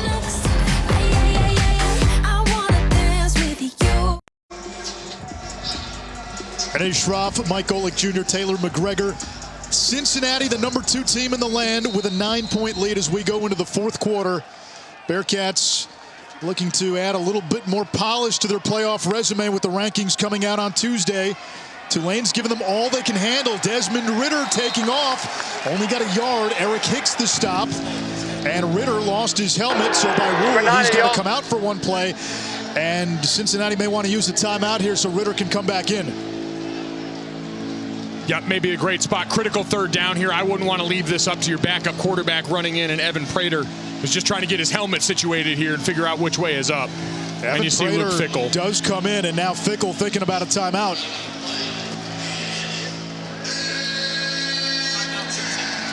And Cincinnati does call the timeout. Big third down in the game. This is a drive where if Cincinnati can score a touchdown, you can put this out of reach. You can get those talked about style points, at least add to your resume in that regard. One for your offense, executing at a high level. It's been intermittent today. On the flip side, give Tulane's defense credit. This was a team in this 5-game losing streak that gave up 600-plus yards to their opponents 3 times. The last 5 Tulane opponents all set their season high in total yards. They gave up 707 against Ole Miss. You and I did that game. 612 against ECU. 612 against SMU. Today against Cincinnati, they've given up less than 300 through 3+ quarters. It's been dominant. They've shown they won't blink when faced with high-level opponents. That's why you schedule so well out of conference, so you're built for these once you get to the American. Saturday night, Penn State, Ohio State from the shoe. Monday Night Football. Can Mahomes and the Chiefs get back on track? They'll host the Giants. Peyton and Eli will be part of the festivities as well. Third down, 10 to go. Ritter back in there. Delayed pressure. Ritter's pass is caught. Michael Young is going to be just shy. It's 4th down, minus territory. Offense looking to the sideline, and it appears they're going to go for it. Everyone's got the right mentality on offense right now. This is when you got to keep it going here. We know between Ford and your quarterback, you got someone that can get you that tough yard here. Don't overthink this.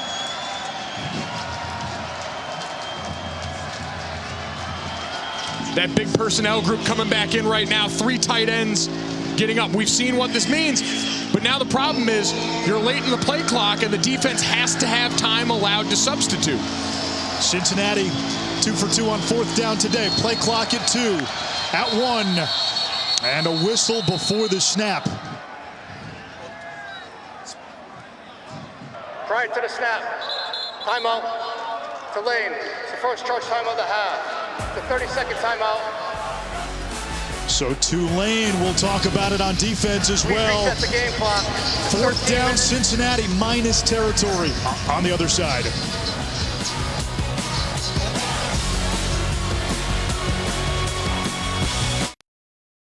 Great guest list for the Mannings tonight. You've reached Peyton and Eli. Leave a message. Hey guys, it's Bill. I'd love to come on and inject some energy into the megacast. Call me back. Watch Peyton and Eli. You never know who'll drop by.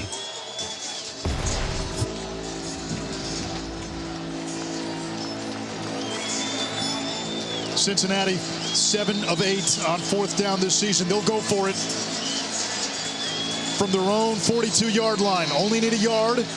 pistol look. Two tight ends. Tucker in motion. And now Ritter comes under center. Hard count. And this could be a ploy maybe to draw Tulane off sides.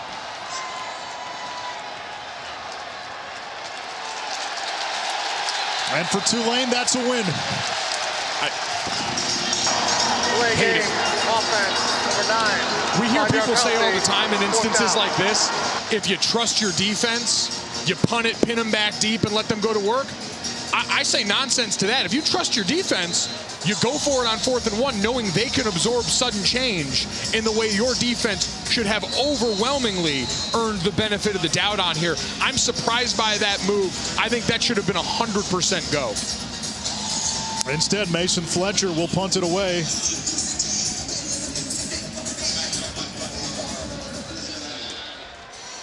The 6'7" Aussie. Jaquan Jackson waits at his own 26.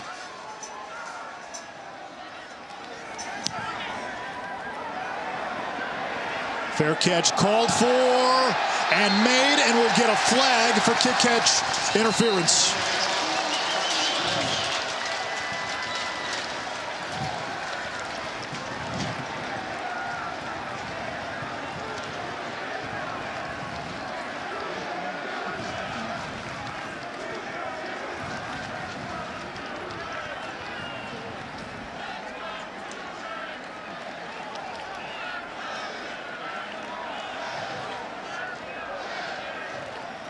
Anish, this is why you talk about the variables on 4th and 1. You say, hey, your team's got to go out there and get a yard versus, all right, now if you punt, you've got all this hanging in the balance here. There is no foul for catch interference. There's no legal block in the back. Return team number 19. And this is goal, first down. So Keelan Harrison is called for the block in the back, pushing the Cincinnati player into Jackson. Right call. Absolutely right call in that instance here, and a huge break for Cincinnati, because I talked about you were opening yourself up to a lot of variables with that punt. And if that was kick catch interference, I think about it, you had 15 yards the other way, that only becomes a net 20-yard punt. So now you evade that danger here. And now you got to reset if you're Cincinnati. All right, you went just all through all of the song and dance of that 4th and 1, trying to draw them off sides here. Now it's a hard reset for that group over there, for Mike Tressel and company on defense. It's understanding, just like you said, Anish, we're in the 4th quarter now. Tulane's down 9. They're going to have to press a little bit more than they're comfortable with. Let's check in with Zubin. Anish, we got a couple updates for you. Suddenly, EJ, Kenny Pickett's come alive, and we're tied. Yeah, Zubin, this is why he's a Heisman finalist right here. Dime for a touchdown. And you said it, Cade McNamara's balling out. Yeah, man, he's standing there under duress, delivers the ball to his receiver, big-time touchdown. Michigan's rolling. Anish? All right, Kenny Pickett might be the best quarterback in America right now. Playing lights out, 2 gloves and all. Tulane starts from its own 19-yard line. Jackson in motion. They give us to Tajay Spears. Not much running room, no gain. Marcus Brown, the 6th-year senior, in the middle of it for Cincinnati. Second team All-AAC last year. Great depth along that front. And that's what you saw right there. That's a play where that tackle had been broken for the last 3 quarters by Tulane on the other side here.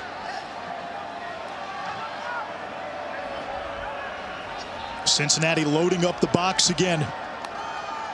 They'll dare Horton to throw. Just his 11th pass attempt. It's complete to Jackson. Sauce Gardner was playing off of him. A gain of 11, a first down. You don't see too many balls thrown the way. Oh, that was Kobe Bryant, excuse me, not Gardner. But still, Gardner bailing out there for Jaquan Jackson, who we know has got some breakaway speed here. Is a great job as a returner for Tulane, but that time I think a little bit too much respect as he's bailing out, giving him that soft cushion for the young quarterback. Bryant and Gardner both semifinalists for the Thorpe Award, which goes to the best cornerback in college football. Only 12 on that list. Spears Able to get a few extra yards, a gain of 7, 2nd down and 3. And Cincinnati's sitting back with a lot of too high looks right now, and so Tulane's got to be able to run the ball up here. I can hear Marcus Spears on the NFL Live set right now, the former D lineman. If the defense is in too high, you got to run the football. Wyatt and Tolles, the receivers, 2 tight ends, and Spears in the backfield.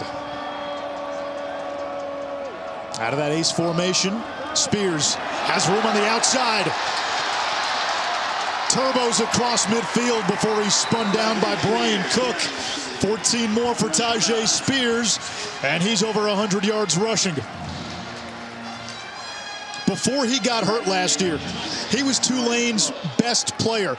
And the last few weeks, he has shown signs of getting back to being that player. He has, and they've taken advantage of the matchup here. Look at Ty Van Fossen, the linebacker. This is an area we thought they had an advantage. And for Tyjae, he comes down in here, and then he just beats him in a foot race to the edge there. Sells it up just enough. These linebackers cannot run with him outside of maybe Deshaun Pace. Suffered a torn ACL last year, a long recovery with a number of setbacks. Horton, downfield. Intercepted by Kobe Bryant. One of the few times he tried to pick on these Cincinnati corners. That was the risk. And against the best secondary in college football, that risk is amplified. Bryant comes up with his 3rd pick of the season and 10th of his career. Bailing your offense out after that last drive stalled. And one of the best corners in the nation gets his head around, makes a play on the football, and gives Cincinnati a chance to add to this lead.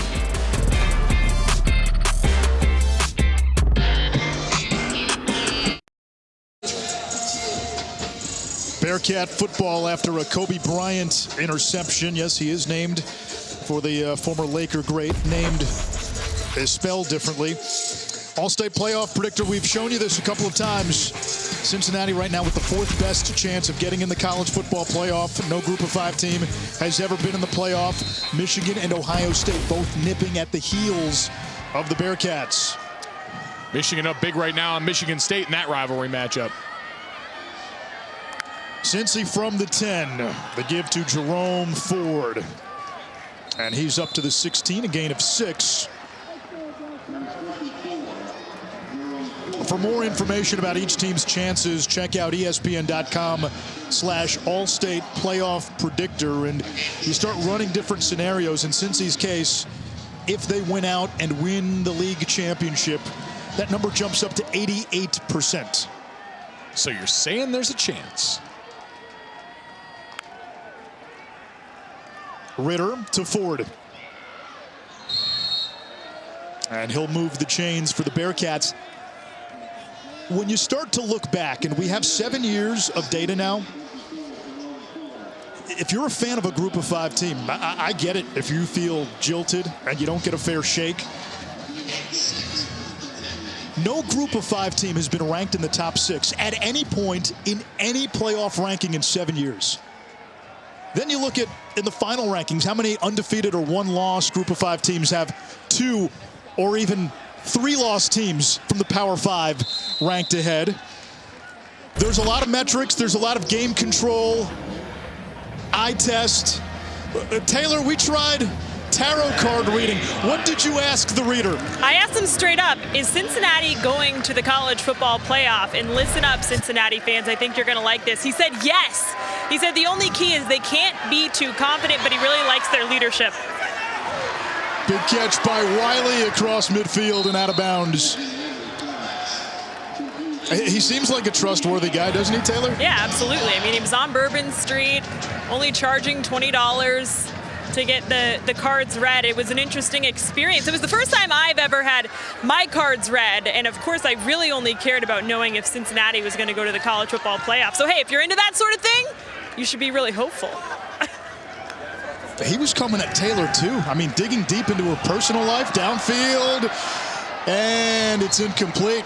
Yeah, Taylor, he wanted to know certain things. He was making certain generalizations and characterizations about you as well. Yeah, it was a little weird. I'm not going to lie. He was telling me I take after my dad. I really need to step into that. He said I'm a fixer, but not really. So I'm still trying to figure out what that means. Really hedging his bet on that one. So there you go. We have a new metric along with eye test and game control and strength of schedule and strength of record.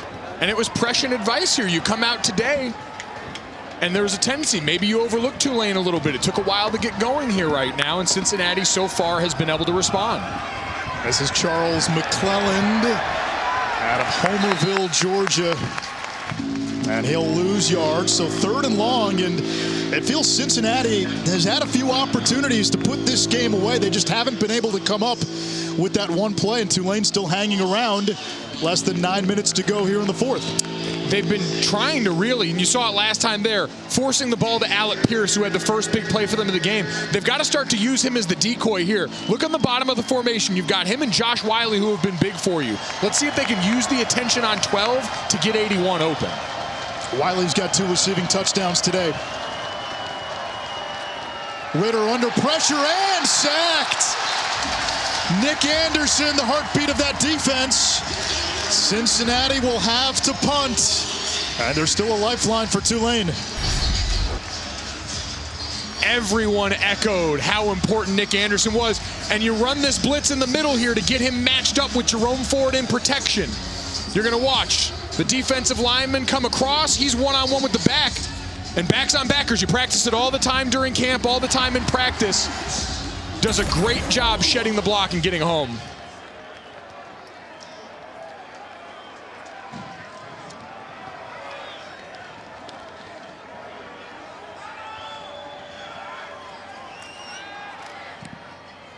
Fletcher's punt. Fair caught by Jackson at the 10-yard line. A 45-yard kick. Tulane still down 9. 7:37 left.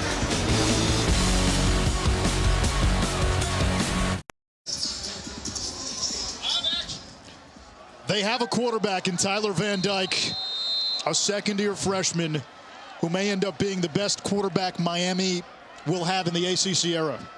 Really impressive poise. They're giving Pitt a run for their money. Beat a ranked NC State team last week. Horton's throw too high, intended for Tolles. They picked on Bryant again, and now this game has turned a little bit where Tulane is going to have to throw the ball, and you've got a true freshman, Carthage, Texas, Kai Horton, 34-0 as a starter in high school, 2 state titles, but you're going up against an elite secondary with ball hawks. You're going to see these guys try and bait him here soon. This defense situationally is thinking, we can score with them backed up here. And Spears might have lost the football. Cincinnati says they have it, and they do. Ruling on the field is a fumble recovered by Cincinnati. First down, Cincinnati. 2 of Tulane's last 3 plays have resulted in a turnover. This was the fear when you had to start taking some chances. And again, situationally backed up this far. Now everyone's pinning their ears back up front here. You see Brian Cook running down from the second level, and just enough to get a hand on it, coming right through there in the middle. And that's Joel DeBlanco there with the rip on the backside as he's rolling over. Just a great job. We talked about getting hats to the ball. We've had so much run after contact for Tulane. But again, down there, knowing they're disincentivized to throw after that last one. Great turnover. 1st and goal from the 9. Jerome Ford pushes it to the 6-yard line, a gain of 3. And Ford has been a touchdown machine this season. 1 rushing touchdown today, 14 on the year. Last 3 games, 7 rushing touchdowns.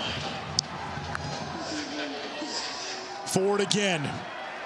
Takes it inside the 5 to the 4. It's 3rd down. If you're Tulane, you hold Cincinnati to a field goal here. You keep it at a 2-score game. And we're seeing again 3 tight ends on the field now here for them. This could be another touchdown opportunity for Josh Wiley, number 81. As we know, condense it down, get the box loaded up, try and squeak one of these big pass catchers. Wiley 2 touchdowns today, had 2 touchdowns last week. He's lined up at the top of your screen. Ritter looking toward Wiley. There's the fade. He goes up. He can't hold on. Kennedy, the true freshman, there to break it up. Cincinnati got exactly what they wanted, and Jaden Kennedy, who's had a big-time day, shut the door on that one quickly. Cincinnati trots the field goal team on here, but look at Kennedy. They split the tight ends out. They got man coverage. You've got him matched up against a freshman safety for a jump ball. Couldn't get quite to the spot there. You would have loved to see maybe Ritter get that behind him a little bit, maybe hit something back shoulder, but trying to go for that corner pylon. Christian Lowry on for a 22-yard chip shot. Saw the first action of his career last week against Navy. Made a 32-yarder. And we get a delay of game on Cincinnati.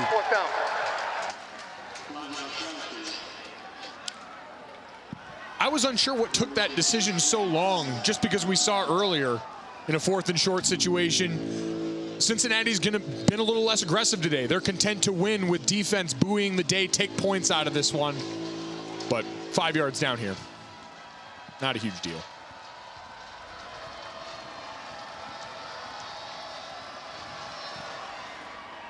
Lowry's field goal is good. It's 24-12, and what that does now, before Tulane still had a field goal in play. Now you need 2 touchdowns. You're going to have to throw the ball. We get flags, multiple flags at the end of the play. This one's been chippy all afternoon. You saw some of that after the field goal boiling over. You had Cincinnati offensive linemen toppling some of these guys that were jumping up trying to block it. After the play, unsportsmanlike conduct, number 37 of Tulane.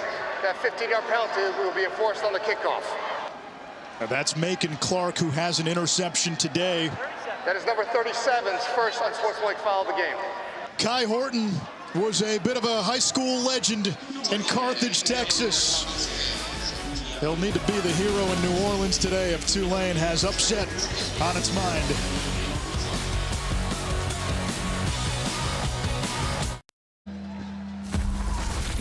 This season, along with their contributions to the university's general scholarship funds, for every field goal and extra point made, Allstate will also be donating to the American Red Cross to help with disaster relief efforts. Thank you, Allstate. Certainly, that is needed in New Orleans, an area hit hard by Hurricane Ida. Fair catch, Tulane ball at the 25-yard line. 2 weeks in a row now, Cincinnati offensively has looked a little sluggish and out of sync. The first college football playoff rankings come out on Tuesday. Assuming Cincinnati takes this lead to the finish line and wins, the margin remains close to what it is right now. How does that impact the Bearcats in the eyes of the selection committee? Yeah, I think how this game ends is going to matter a lot, because the box score is going to matter. If Cincinnati's offense can put up one more score maybe over the course of this, because Michigan's getting a big ranked win potentially today against Michigan State. Ohio State's hanging in the balance. The margin of error is pretty thin right now. We know that. That's the standard for the group of 5, for better or for, unfortunately, fair or not fair. Kai Horton under pressure, ran into Malik Van. Another sack for this Cincinnati defense. Rolling on the field as forward progress is stopped. 2nd down. A loss of a yard due to forward progress, 2nd and 11. So like we said, the group of 5, and Cincinnati knows this. They've been in these positions for the last few years here. 11-win seasons, undefeated last year. They know how it's got to go, but you got to get out of here with the win first. All of that counts in the big picture of this, but your in-game decision-making doesn't change. Horton, his pass batted down, incomplete, and this is what Tulane did so well for 3+ quarters.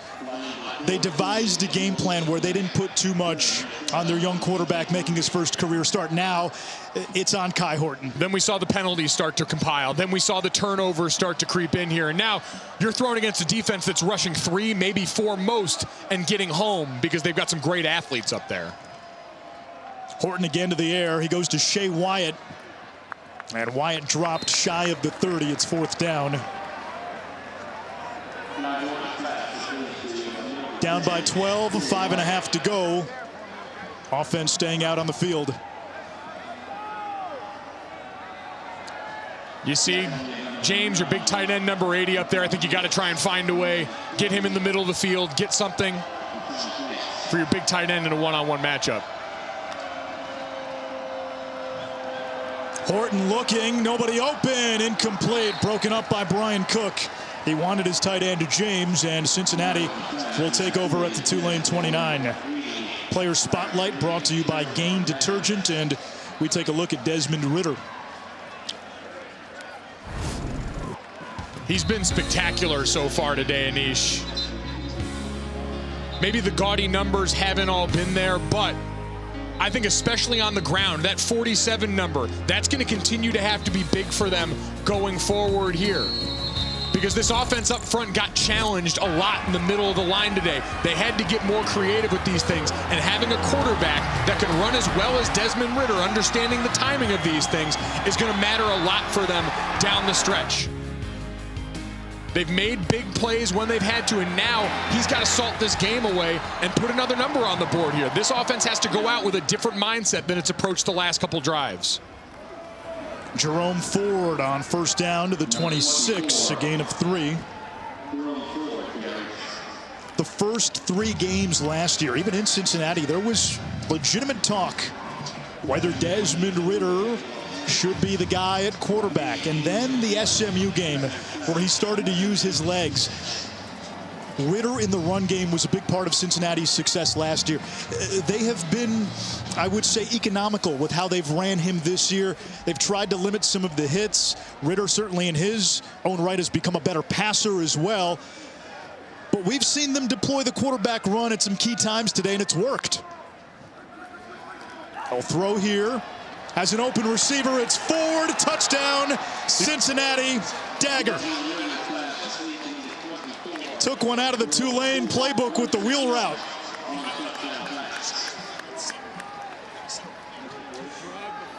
This is what we talked about all day. Alec Pierce has been such a weapon for them downfield. And so you're able to use him as a distraction.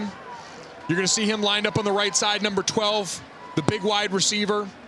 And he's just going to run a little interference right here in the short side of the field that's going to open up that wheel for Jerome Ford. And Pierce does a good job of just getting in the way there. The linebacker's running into him. He throws his hands up, does the acting job. Strike up the band.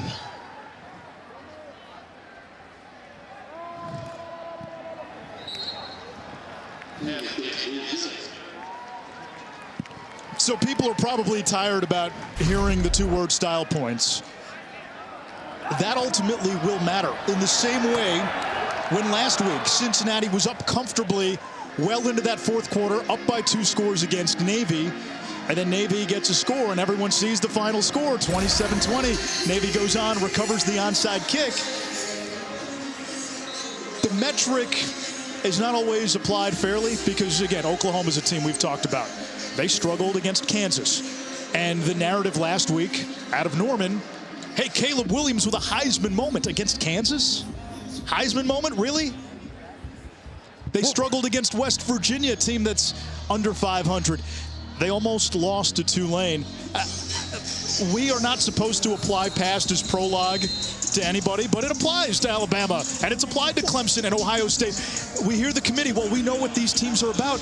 Don't we have a 4-year sample size on Cincinnati? 11 wins in 2018, 11 wins in 2019. 9-1 last year, nearly beat Georgia, a team that's number 1 in the country. Do we afford that benefit of the doubt to a group of 5 team or no? I think we do, and I'll tell you why here in a second. College football rankings brought to you by PlayStation. Alabama's idle this week. Georgia will take on Florida. Big rivalry game. Oklahoma against Texas Tech. Red Raiders just fired their head coach. A lot to keep track of, a lot at stake going into this one. We know the Big Ten East is going to be a big focus down the stretch. But Anish, I think Cincinnati, especially this year, has gotten a lot of respect for what they've done here. I think Luke Fickell as a head coach and what he's done for the identity of this program get them looked at different than we've seen. That number 2 ranking, in addition to a year where we've seen more top 25 upsets than ever through this portion of the season, I think all of that swirled together, you've seen a program that we know is destined to depart now for the Big 12, but I felt like has always gotten some of that Power 5 respect because of their coach and because of the style they've won games with. And Christian Daniels, the lefty, in at quarterback. Now they moved him to wide receiver, and now the emergency QB with Tulane's top two quarterbacks, Michael Pratt and Justin Ibieta, injured. He's got Tyreek James for a first down. It's going to be an interesting litmus test because, again, if Cincinnati runs the table and they can't get in this year, style points be damned, I don't think there's a path for a group of 5 team. No, and that's why the expansion conversations, we hear all about people that are looking for the only 8 model, people that want to go to the 12-team model here. You talk to anyone in the group of 5, that 12-team model that got floated during this past summer, music to all of their ears, because that provides a very real and concrete path for a number of teams. If you go back and look at some of those examples of the past, those would have been teams in a 12-team playoff. And so the group of 5 wants that, but we know, unfortunately, in this decision-making, their voices are not always the ones that rise to the top of these conversations. And there will be conversations next week, Wednesday and Thursday, about playoff expansion. Daniels, he's got some wiggle, and a first down run to the 49. Less than 3 minutes to go in regulation. The other thing is, the highest ranked group of 5 conference champion gets to play in a New Year's Six Bowl. Now, those teams have shown well in those games.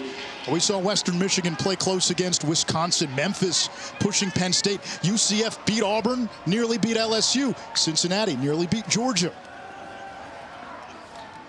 It's been a great litmus test every year, and that bowl season, a chance for us to get some common opponents, because that's another part of this, seeing everyone on the field with the same people. I think that's going to be big down the stretch coming off this matchup here. You've got the common opponent, but a human committee is saddled with this idea of, all right, understanding.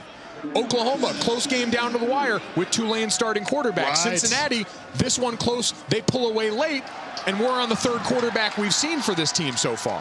And there's Daniels with a nice run. He's given this offense a bit of a jolt here. Inside the Cincinnati 30.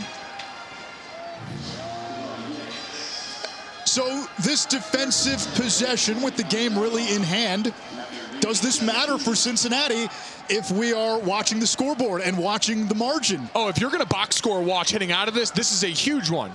Good news is for Cincinnati's defense, their standard. Oh. Daniels took a big hit. There's Dublanco. He's been in the middle of it all for Cincinnati today. You saw the shot to the head of the quarterback that looked errant. There was no helmet involved in that, so we're not going to be looking at anything here. It appeared to be before he went down enough, so no penalty called in that situation. Just a tough shot up around the head. On the ground, and there's Malik Vann in the backfield to wrap up Spears. And a timeout with 1:13 to go.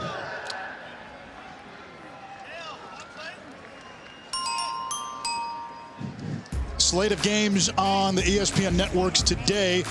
So if you're a Cincinnati fan, you're watching Oklahoma. I'll tell you what, Oklahoma, they still have to play not only Texas Tech today, a team they should beat, but they've got to play Iowa State. They've got to play Oklahoma State. They've got to play a much improved Baylor team. Do you have confidence Oklahoma's going to run the table the rest of the way? No, I mean, even today, you and I got to see Texas Tech on the road against West Virginia. That's a team, as we talk about the Big 12 transitioning to a defensive mindset throughout most of the conference, they still want to push it downfield and do a lot of that. And then you've got Penn State against Ohio State. Certainly all the Bearcat faithful will be putting their Penn State hats on tonight. Now that would be a second loss for Ohio State. We have yet to see a 2-loss team in the college football playoff. Daniels lost it, able to recover. Now scrambling. And he'll lose a couple more, 4th down. You mentioned Ohio State. Halloween weekend, that really is the Michael Myers for Cincinnati, just lurking in the background this season because we left them behind. We thought they were upstairs, still down for the count after the Oregon game, and they've been building. They've been walking behind them now, and they've got a chance for a lot of big resume-boosting wins. Well, for Cincinnati, they've got the road win against Notre Dame. They beat Indiana on the road a win that we thought would have more value when the season started. Indiana was at AP top 25 in the preseason. Obviously, they've struggled winless in conference play entering this weekend.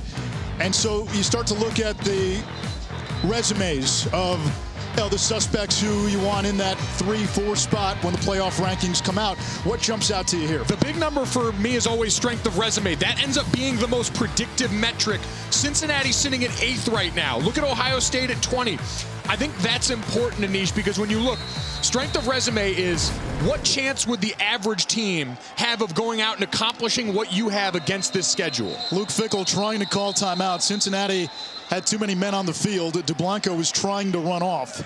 Prior to the snap, charge timeout, Cincinnati. This will be their second of the half. It's a 30-second timeout. And to put a bow on that, Anish, when you look at the end of the season, when we get to the college football playoff Final Four, it's almost always teams that are at least in the top 6 when it comes to strength of resume. And right now, you're right. Cincinnati's still getting a ton of credit for Indiana, for Notre Dame, non-conference road wins for this team that very few, I mean, when you look at what they've done so far, no SEC team and only Purdue in the Big Ten will even play 2 non-conference road games this year. That was what we always said to the group of 5. Go out there and schedule aggressively. And so when you look at those resumes, that's a huge feather in their cap. The strength of schedule is always going to be the thing that the group of 5 has to overcome. What Cincinnati does have, and they'll need SMU to keep winning. They still play SMU, which is undefeated and a top 25 team. And there is the potential that you play SMU twice, regular season and again in the conference championship.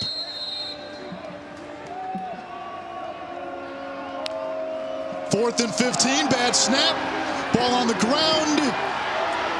Myjai Sanders dives on it. It was going to be Cincinnati ball either way. And the Bearcats have it with 59 seconds. They'll get in victory formation and get out of New Orleans with a win. Tulane hung around for the better part of 3+ quarters. Cincinnati able to put the game away late. 2 interceptions from that Bearcats secondary. A fumble recovery as well by Cincinnati. And Luke Fickell and company about to go to 8-0. Second straight season now, starting 8-0 for the Bearcats. This is something that they're accustomed to.